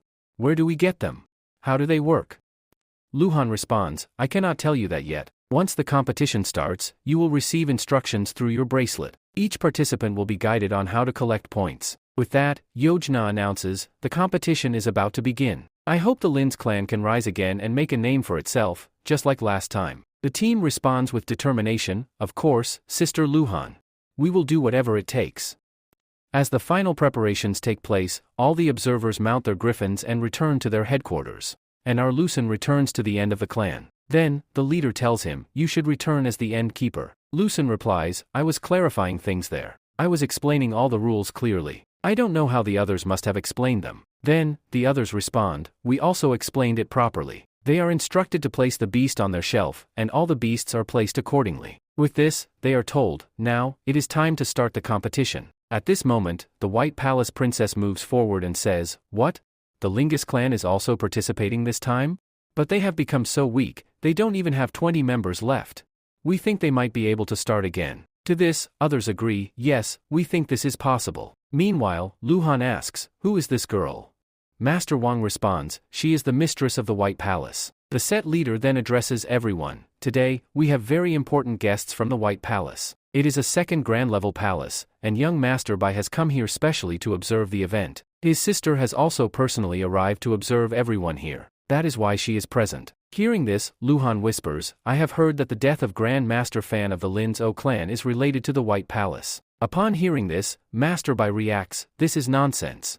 It's a lie. There's nothing like that. Why would we kill Grand Master Fan? Yes, I once had a fight with Grand Master Bai, and I lost to him by a huge margin. But no matter his age, I could never kill him. Despite everything, his power level was far greater than mine, and I accepted my defeat with great respect." Legion asks him, "Did you really fight with him? That's an incredible honor. But all I have is his signature on a piece of paper. I wish I could have fought him too." Master Bai responds, "You have his signature? Can you sell it to me? I'm willing to buy it." His sister interrupts, "What are you guys talking about? You're here to watch the competition, so focus on that." The center leader then says, "Since all the observers are back, why don't we start?" He then turns to Master Bai, saying, Master Bai, let's begin. All the observers are instructed to connect with everyone, and they begin linking with all the beasts. As soon as the connection is established, the beasts start glowing green. Young Mistress Bai, puzzled, asks, what's happening? Why is everyone glowing green? The senior leader explains, Young Mistress, there are 3 possible colors. Green means the person is in perfect condition. Yellow means the owner of the beast, who wears the bracelet, is injured. Red means the master is dead. He continues, this system allows us to monitor everyone on the island. We can keep an eye on all the clan members and reduce the casualty rate significantly. Young Master Bai comments, your league has some incredible beasts. The way you've created them makes serving someone much easier. The senior leader replies, Sir, you're yet to see the biggest surprise. Now, let's quickly announce the competition. Young Master Bai nods and announces, all right, I declare the competition officially open. As soon as he says this, the ground starts shaking. The people of the Ling clan panic. What's happening? The island is suddenly shaking. Is this an earthquake? Jiangyi says, what is happening? Why is the water level going down suddenly? Then, Lu Fang tells him, idiot. The water level is not going down, our island is going up. With this, all the people are informed, none of you need to worry. All of you are on top of an island right now, an island that is actually on top of a massive antsid beast, a gigantic antsid turtle beast. You are standing on an island formed on its shell, which is why this island will keep moving. Inside the headquarters, young Miss Bai is surprised to see this and says, this seems to be a very big and powerful beast. Jiangyi then exclaims, that means we are standing on the shell of a giant turtle. Meanwhile, young Master Bai and young Miss Bai are also shocked. On the other side, an announcement is made to the crowd, everyone, listen carefully. You are all on the back of a moving turtle. This means the area you are standing on is very small, so be careful. If anyone slips and falls into the water, they will be disqualified. Now, I will tell you the rules of the first stage. Sister Jailing asks, why are there so many stages? We thought there would be only one. The Senate leader responds, first, you will be informed about what you need to do in the first level. At the same time, he commands, release the incubating beast. A beast, sitting on top of a silo, opens its massive mouth. From inside, glowing cells, small, shining orbs, are released into the air, spreading all over the island. The Senate Master then declares, your mission for stage 1 is to collect these glowing cells. Pick up the cells and attach them to your bracelet. Once a cell touches the bracelet, it will be absorbed. The number of cells you collect will be recorded. The more cells you collect, the better your score. At the end of this stage, your total points will be calculated. Everyone gets ready. The mission is clear, collect the glowing cells. Once 300 out of the total 500 cells are collected, the second stage will be announced. Suddenly, someone shouts, Master, look there. There are many light pillars. The cells are falling. Ka Jailing smirks, this will be easy. The cells are everywhere, I just have to go and pick them up. Jiangyi points, there's one over there. Jace nods, yeah, let's get it. They rush forward to grab the cell. As they approach, a glowing cell falls from the sky. Jiangyi picks it up and runs to Grand Master Gowling, saying, Grand Master, try placing it on your bracelet.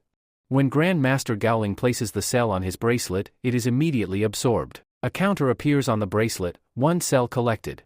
Sister Yui exclaims, this is so cool. This is going to be easy. We won't have to fight or kill anyone, just collect the cells and store them in our bracelets. Suddenly, someone shouts, there's another one over there. Hurry up.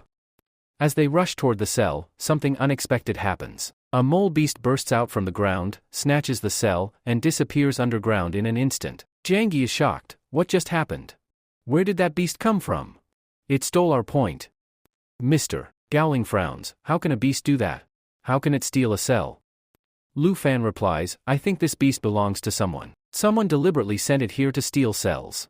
They notice that more light pillars are disappearing. Wherever the glowing cells land, a group of people with mole-like beasts are swiftly snatching them up. Lu Fan states, that means when we complete 300 cells, the second stage will begin. But until then, we must collect as many as we can. According to the 24 clans, each participant needs 13 cells. Ling says, that means we need at least 15 cells each. Lu Fang responds, 20 would be even better. Since we are 4 people, each of us should collect 5 cells. He continues, there is no use staying together as a group. Since there's no battle happening here, it's best to split up. We'll search separately, collect 5 cells each, and then regroup at this spot. Does anyone have any doubts? Everyone shakes their head. With that, the group splits up, each person now has a single mission, collect 5 glowing cells and return to the meeting point. Now the real challenge begins.